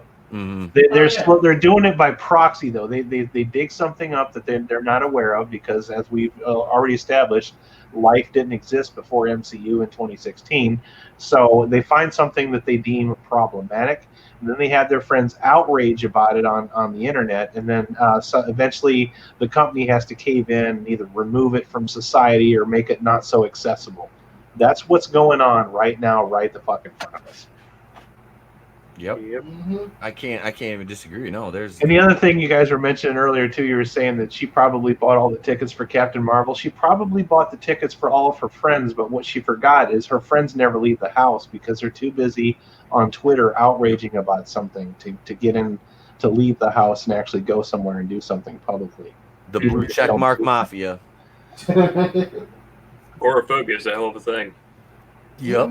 I have a cousin that just recently went to a homecoming dance, and my aunt, it was her first time she'd ever seen kids at a homecoming dance, and she went to homecoming herself, and she was just amazed at the fact that kids were not dancing, like they were not interacting, and we attribute this to the way internet has changed the way people socialize.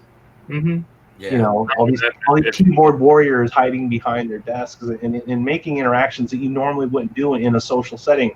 Used to be we'd go out, we talk to each other. We didn't have these fights over this dumb stuff like we do now. It's the outrage mentality from just having social media in general and not being able to function like normal people.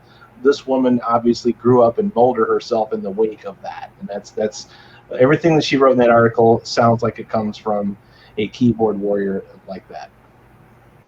Yeah, absolutely. I didn't, you know, there was nothing in there really that was, you know, even like I said, it's all based in like a fantasy, you know, and it's just this weird, not even a fantasy, just this weird alternate reality where, like I said, it's like there's there's this crazy, insane, like frothing at the mouth, like white knuckle dragging Neanderthal ready to like club anybody who's not white over the head. And it's like, well, you remember when these movies came out before? If some of you guys are old enough to remember movies like Taxi Driver and Mad Max and Dirty Harry, Death Wish, all those movies came out like the end of the 60s, early 70s.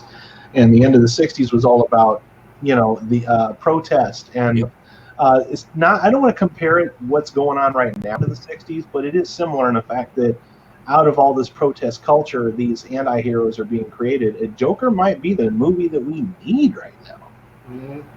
Because it shows you the result. And, you want to talk about the violence. The violence was probably brought on by somebody like the Joker in the movie that's spent the last couple of years being beaten down by his peers for not, conforming or agreeing with us, or, being called an incel or a misogynist or all this kind of stuff. That stuff gets to you after a while. It's fear-mongering and outrage culture driving people nuts. And I think that's why there are so many shootings right now. People just don't know how to cut loose and escape. And a movie like Joker, I think, is representative of that. At least I hope it is. Yeah, I can agree with that, because like I said, I don't understand how you can be so frightened by, a fictional movie. Like, are we that, and this kind of goes along with one of the talking points, is like the talking points, are we so fragile as a society that fictional violence in a fictional world can, if it's portrayed by, a certain ethnicity, it's automatically going to be, quote unquote, SJW terminology, problematic. In this case, it's white people. And I can kind of correlate this. We can take this from Joker to Rambo. I mean, stuff going on. You're getting mad because Rambo is part Native American. If they wanted to bring that up with John Wick, you can bring that up with Rambo, because he is part Native American in the books. They don't really go into it much in the movies, but I believe in the books he is. Somebody can correct me if I'm wrong on that. Oh no, he's a white Trump supporter. But go ahead.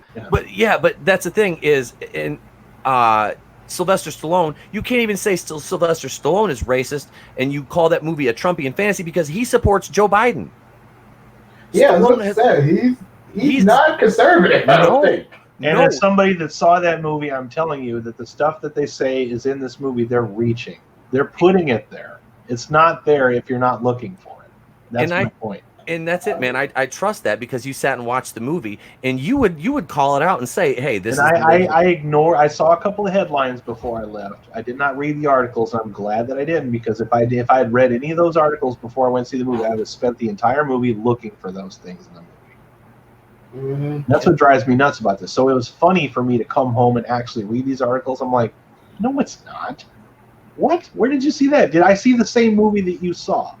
That's what I was reading on these 1-star reviews. I'm not going to debate whether or not the movie was good. The point is are these political plot points that they say actually in there? No, they're not. These critics are putting those things there where it does not exist. Yeah, that's basically what I get from it. Alex, go ahead. Oh no, I was just saying, yeah, I agree. No, it's the same thing. Like, okay, with it being fictional, if I were to watch the Joker, which I probably won't, but if I were to sit and watch it, in my head, I know this shit is fake. It's a fictional character. It doesn't get to me. Now, when I watched the Bundy movie, I was terrified for 3 days. Like, that shit scared the hell out of me, because that's real life stuff. So, I hate this world. You know what's weird, Monica? I just realized this. When I went to go see It Chapter 2, that was the first time I'd ever been to a Cinebistro. And Cinebistro, they come out and they take your order, and then they bring your food out to you. Yeah. It was the first time I'd ever done it. I told her, I said, this is my first time doing a Cinebistro. Treat me like a tourist. So we ran a little conversation. And she's like, well, this will spoil you because you'll want to come back and do this again. And she was right, because I did the same thing for Rambo. But anyway, she had asked me, she said, well, was there any other movies that you're wanting to come back and see? I'm like, yeah, I probably want to see, because I forgot about Rambo. I says, I want to see Joker. And then she immediately stopped talking to me and kind of walked away. And I'm like, what? What did I say? This is probably, she must probably be a subscriber to the Mary Sue. I mean, when It Chapter 2 was out, we weren't really talking about Joker like we are now. You know what I mean? So it's like me saying that I want to see that movie, does that mean I represent something bad now? because I thought the trailer looked interesting. It looked like an interesting movie because we don't really ever see a movie from the villain's perspective. You know, it's just wow. People, man, damn. Well, go ahead, Sal. They love to correlate and conflate these two issues. They're like, oh, it'll inspire this. I'm like, I am a connoisseur of horror movies, and I don't think I've ever, wanted to set up, booby traps that'll kill people, a la Saw, or I've never looked for a lament configuration to summon Cenobites. I've never wanted to put on a hockey mask and kill people with a chainsaw. Like, these aren't things I'm just like, oh, this is a movie, this is fun. These are people that can't separate their truth or their fiction world from reality, and they just want everything to be sunshine and rainbows all the time because they were babied as kids. They never experienced conflict. They never experienced a bully on the playground, and so they think that oh, if I always play bowling with the bumpers up, then I'll never lose. And it's like, well, you got to grow up eventually. You got to take the training wheels off. You got to put the bumpers down. You have to experience real life because real life's coming at you whether you want it to or not. And unfortunately, there are certain states I feel that kind of cater to this, and we see them in headlines all the time. But real life isn't like that.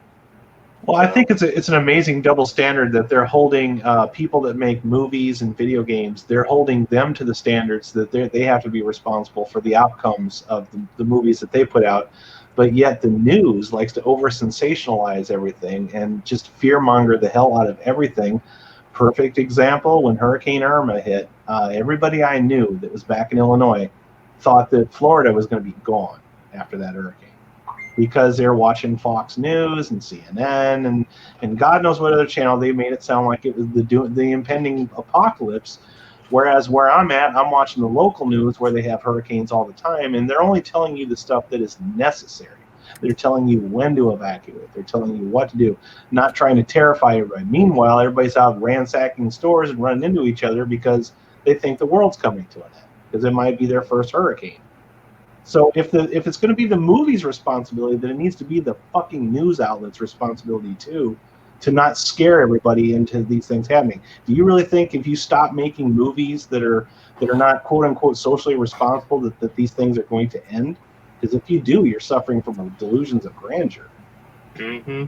Absolutely, absolutely, and that's the problem. Is like you said, Alex, you made the point that they can't separate, fantasy from reality, and everything you just said, Adam. It's such a conglomeration of things and circumstances that just kind of create, and like Sal said, they create these people, and like you said, they never get the training wheels taken off because they never faced adversity. Everybody's shielded them from that and never let them fall, because if you don't fall, you don't learn how to pick yourself up and you don't learn how to push on through difficult times. You just fold like a house of cards, in a good stiff breeze. And we're watching them do that too. And they do. They inevitably all do. And but it's never their fault. It's always, this guy's fault because, he's a misogynist, or this or that, ists and isms get thrown around. And this is the problem with pop culture now, and it bothers me because I want to make and I said this today, I'm going to make tomorrow I'm going to do or I might just do it because I'm going to do the morning show tomorrow. I might just talk about it in the morning show. I'm probably, I don't know, between that or a video just about Star Wars, about just what I enjoy about Star Wars, and kind of like where my fandom started, and stuff like that. Just do something like actually fun, because I get worn out just bitching and complaining. It's exhausting. It really is. And we're probably going to cover some of this stuff on a fan cast this weekend too. So it just needs to be talked about. Yep. But if you're going to put the responsibility on filmmakers and people that make fantasy, if it's their responsibility to make social change, then I'm calling out the news. Then you need to start doing it too. Absolutely. You need to start, making up headlines that don't exist and endlessly speculating about things and getting people scared for no reason. There's a reason why in other countries they don't have these problems, because if you watch their news and then watch our news, you'll see a huge difference. Yep. That's why I quit watching like all news basically, except Me I watch too. my Yeah. local news because I want to get the weather and like Right. literally You need to know about the weather, and you need to know about the laws and things like that are happening. Yep. The bare bones minimum. state level stuff, and Yes. plus they have like our morning news has like 4 or 5 just dime pieces on it, so I can't say no to that, first thing in the morning.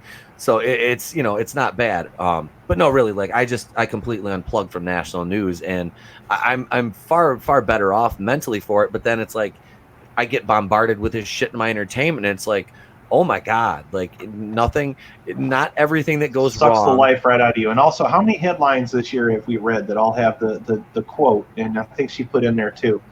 It's 2019. ...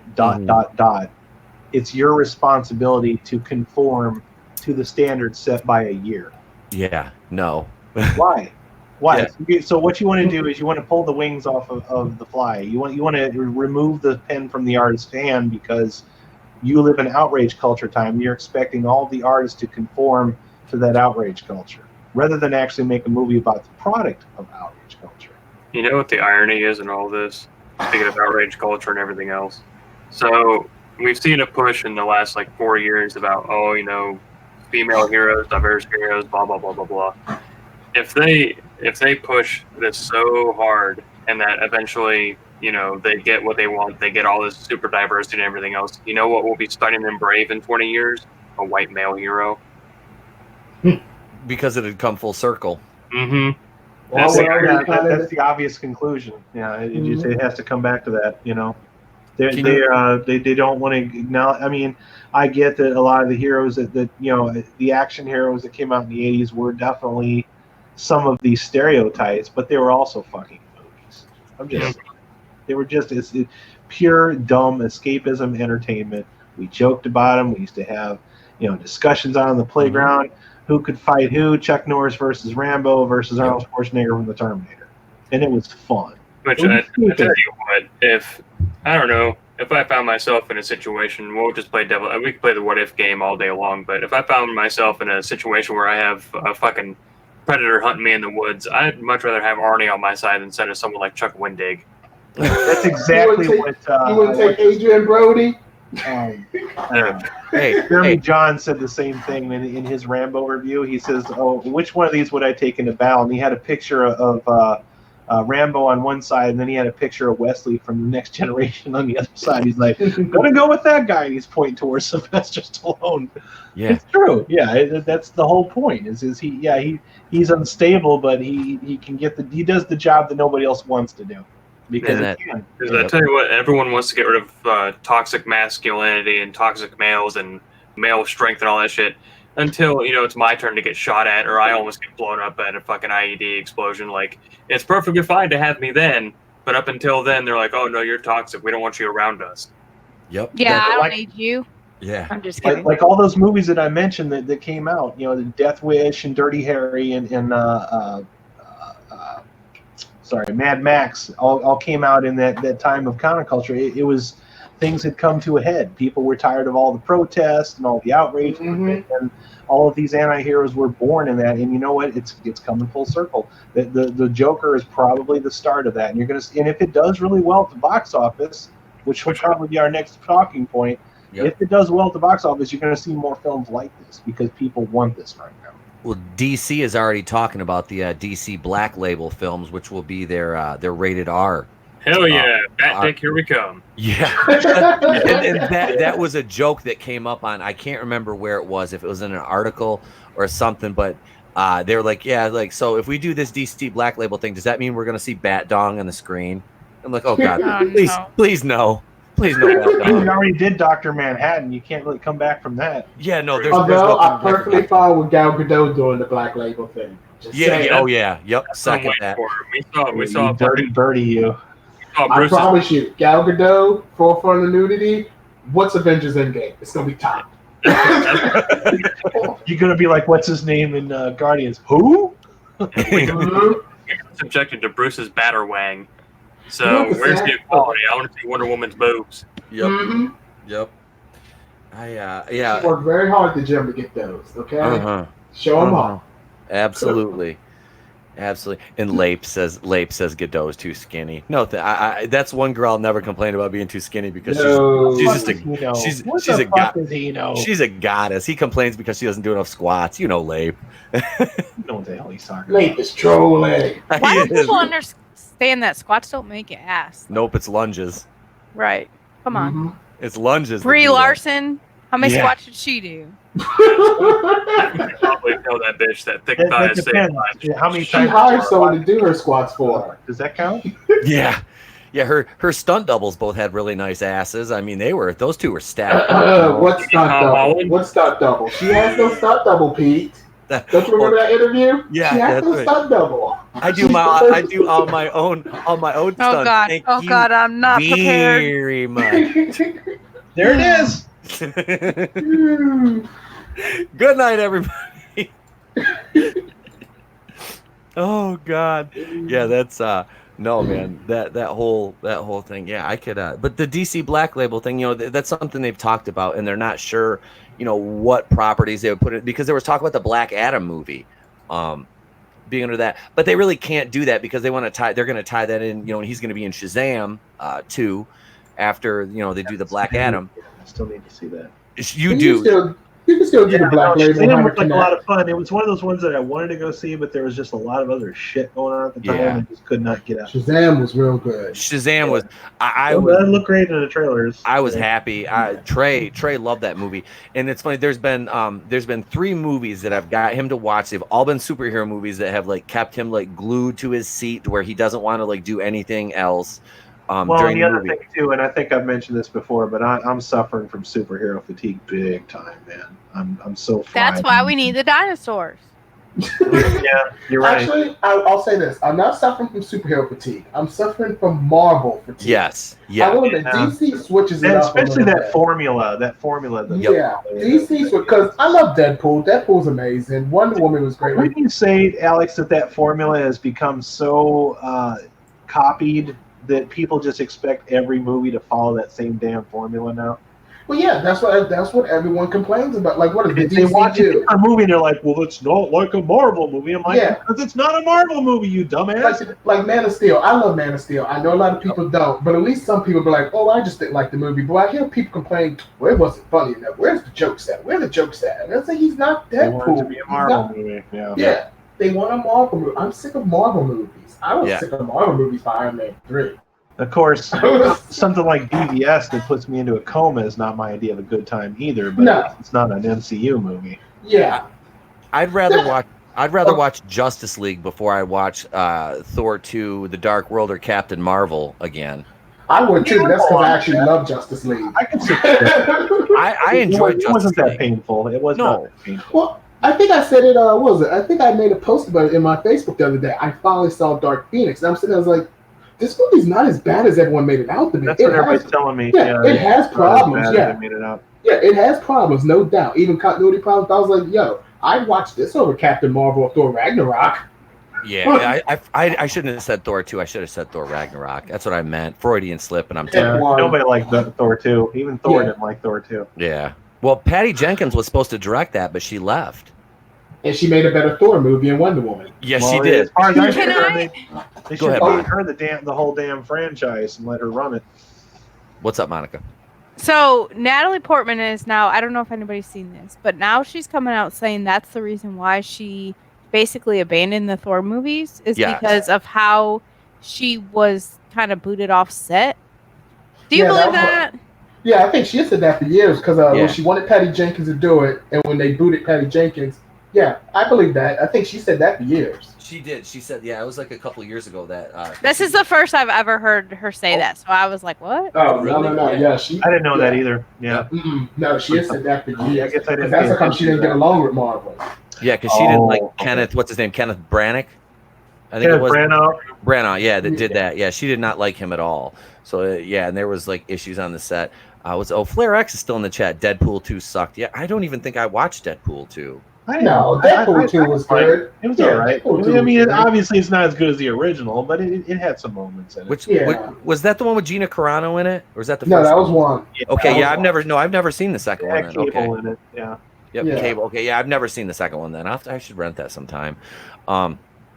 No, so the DC Black Label, they were talking about like I said, the Black Adam thing, and they're still I don't know, is The Rock confirmed to play him or not? I don't know. He was an executive producer on Shazam. Yes. Mm-hmm. Yes, he was. Has anybody checked on The Rock lately? Is he still alive? Because it's been like almost a half an hour since I've seen him in a movie. Yeah, he got married. Oh, is that what it? Oh, okay. Yeah. Because it's like he was in like 1,800 movies back to back, and all of a sudden, boom! Like I'm almost not complaining. almost He's a about whole to year lay with no it. Rock in it. And I'm like surprised the world hasn't collapsed at this point. Well, It's give been him a almost moment. He's whole about to year lay the rock bottom and the smackdown on his wife. He's like, He's and he's getting ready to kill. He's the Disney Slayer. He's getting ready to Oh, please unleash don't start the Jumanji. wrestling talk. God damn it, dumb. They were talking Yeah, to Rock. That movie's coming out in December, right? Jumanji, Yeah. the second one, Disney yeah. Slayer. The The Disney third Slayer. one. Third one. Oh, third. Okay, that's right. Yeah. I would like to see him as Black Adam, and then join the join the Shazam family in the second one, because they teased, well, no, I'm not gonna, I don't want to give it away because Adam Oh, hasn't you seen it. can't. Yeah, Adam hasn't seen it yet. He hasn't seen it yet, so I'm not gonna talk about what. No, and I was excited when they announced him as Roadblock, but then that movie came out. Yeah, I haven't. Like I said, I've never seen one of the G.I. Joe movies, You're the not live missing action. nothing, man. Just They're watch guilty pleasures. They're guilty G.I. Joe pleasures. Resolute instead. It's better. Yeah, I'll, they're guilty pleasures. I don't hate the G.I. Joe movies. I just, as a G.I. Joe fan, I want, of the toys and stuff out in the cart. The G.I. Joe movie that came out in '86, that was my favorite. Are you taking off, Monica? Then you got to bounce. Okay. Yeah. All right. Well, ladies Bye, and gentlemen, Monica. say good night to I'm keeping an eye on Brie Larson's Twitter. my co-host, the amazing MJ. She's probably going out to kidnap Brie Larson. No, I have a don't feeling say that. Monica- I'm gonna be in jail tomorrow. Monica's been saying the whole time she's like drawing the blueprints, like McAllister from Home Alone. Just like you're not That's true. break into her house. We can't see what she's doing right now. She might got a whole stall room ready in the back. Oh God. Monica, and she's like, "Hey Brie, how you doing, Brie? Oh, Come on, no. come on over, baby. You want to play a game, Brie? Like to play a game, Brie." No, we're gonna play. Here's a bullet. Die. Bye. Wow. Wow. I told that you was I'm even not worse. messing around with her. No, She's just I gonna don't go want to punish play her. games. I don't want to play games. She's just going full Punisher on it. I'm Yes. telling you. Monica, you're having a rough week. I can tell you're going to cut loose this weekend. Yeah. Probably even wind up in jail. I don't know. Yeah, because she's gonna go find Brie Larson. Yeah. I'm just not a patient person. Welcome to the fandom menace, Monica. Oh, man. We were forged in this impatience. We were forged in impatience, raised I just wanna by say- and molded. I just want to say, if any cops look at this record, I've never met Monica in person. Ever. Right, I and this don't know is this is all a lie. I've never I'm gonna met have. Monica. And who the hell are the rest of you people? Yeah. Stop calling me. Prank caller. Yeah, you might want to ask Pete. He's checking out the Instagram photos. Stalker alert. Hey, He's not. He can't. Okay. what? No. No. No. No. Okay. Bye, friends. Bye, Monica. Bye. Oh, get me fucking locked up now. Well, would you rather be locked up or would you rather your wife be angry at you? Locked up. There you go. I'm married, man. Locked up. What's the difference? 3 hots in a Damn. cot, no babysitting. I'll be being babysitted. At least can't anybody braid my hair in jail. I mean, fuck, I ain't got no hair. What hair? That's what I said. They can't. Oh. They can't. Shit, this time last year, Hold my pocket. this time last I'm year, trying to picture you with cornrows, and it's hilarious. I had a thick flowing mane last year at this time, man. I hadn't shaved See my the head yet. pictures, man. They look weird. It did. I'm not used to seeing you with hair. Nobody was, man. Like, I showed Loudy that shit. He was like, "What the fuck is that?" I'm like, "That's me from last year." I shaved my head I went to bed. I put Trey to bed on Halloween, had a full head of hair, and he woke up the next morning. I was bald because I live I've seen streamed one of shit. those pictures. You look like the guy that runs the teacups at the local carnival. I did. I'm not even joking, man. It looked funny. Like, I walked into my old job. I hadn't cut my hair or shaved my beard in a year, and I walked in there one day and they were like, "Are you auditioning for Jesus Christ Superstar?" Yes, I am.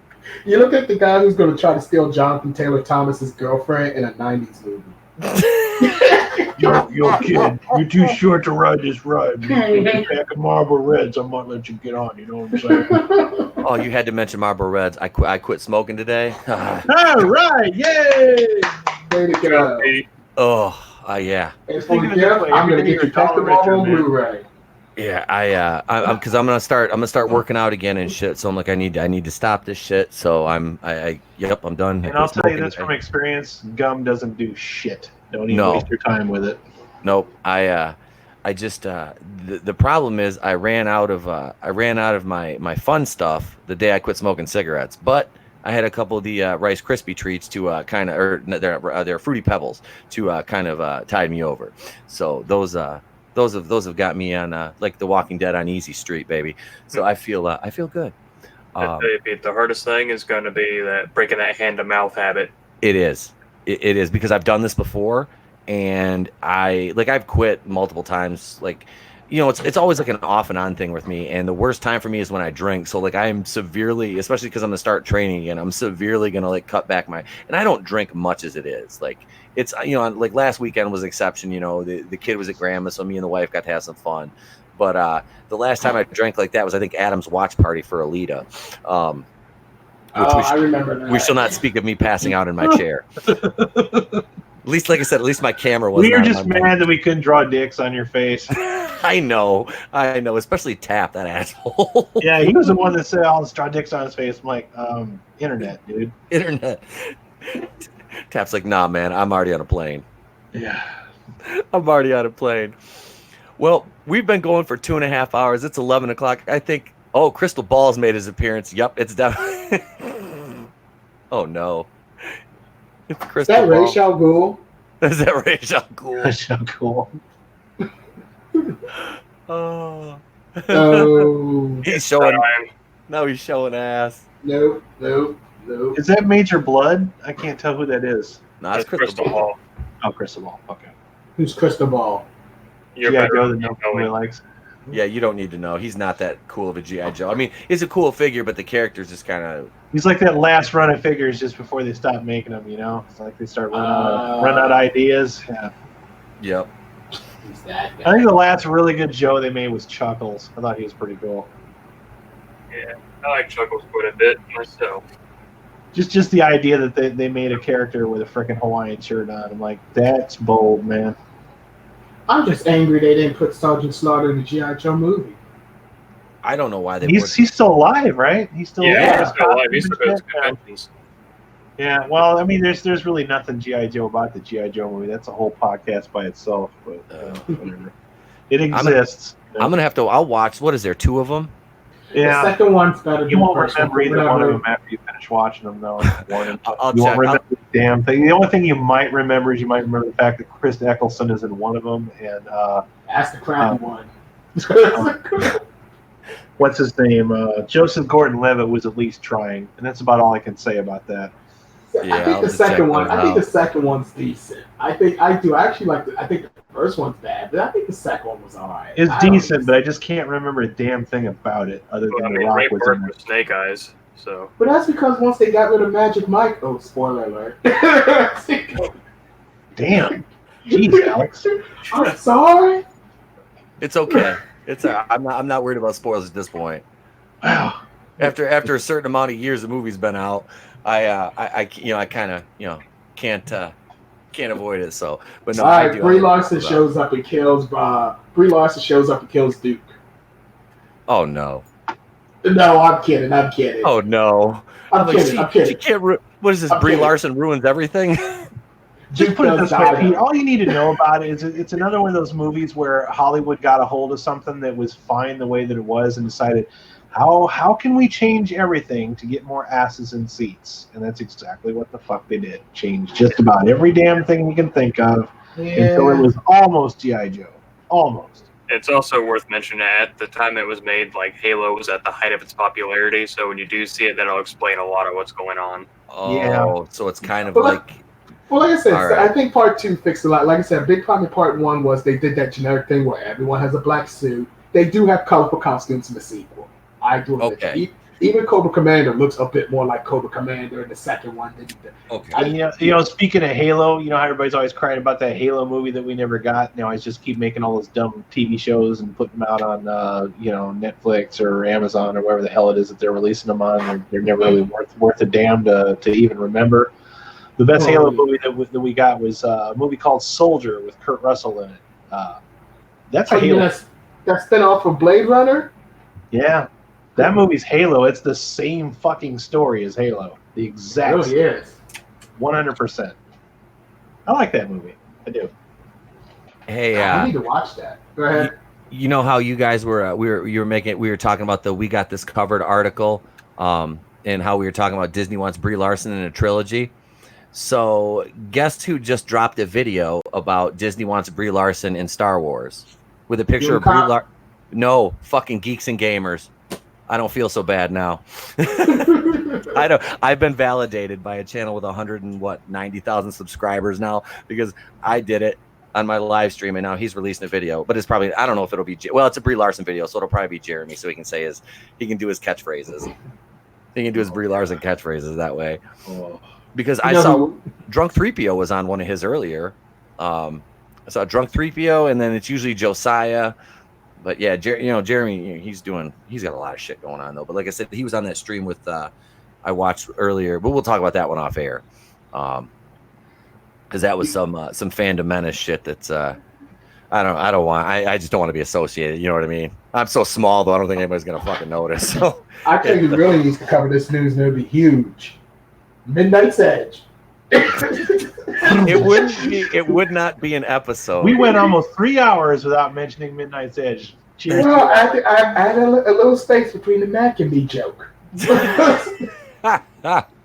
That's true. You just squish it all together in one. Yeah, I started that shit. Yeah, we gotta have the fans. We gotta give them something to look forward to. Yep. The deep cuts, baby. The deep cuts. It's kind of like every time they mention Richard Basehart in one of the frickin' Mystery Science Theater episodes. Mac and me is my Richard Basehart joke. Yeah.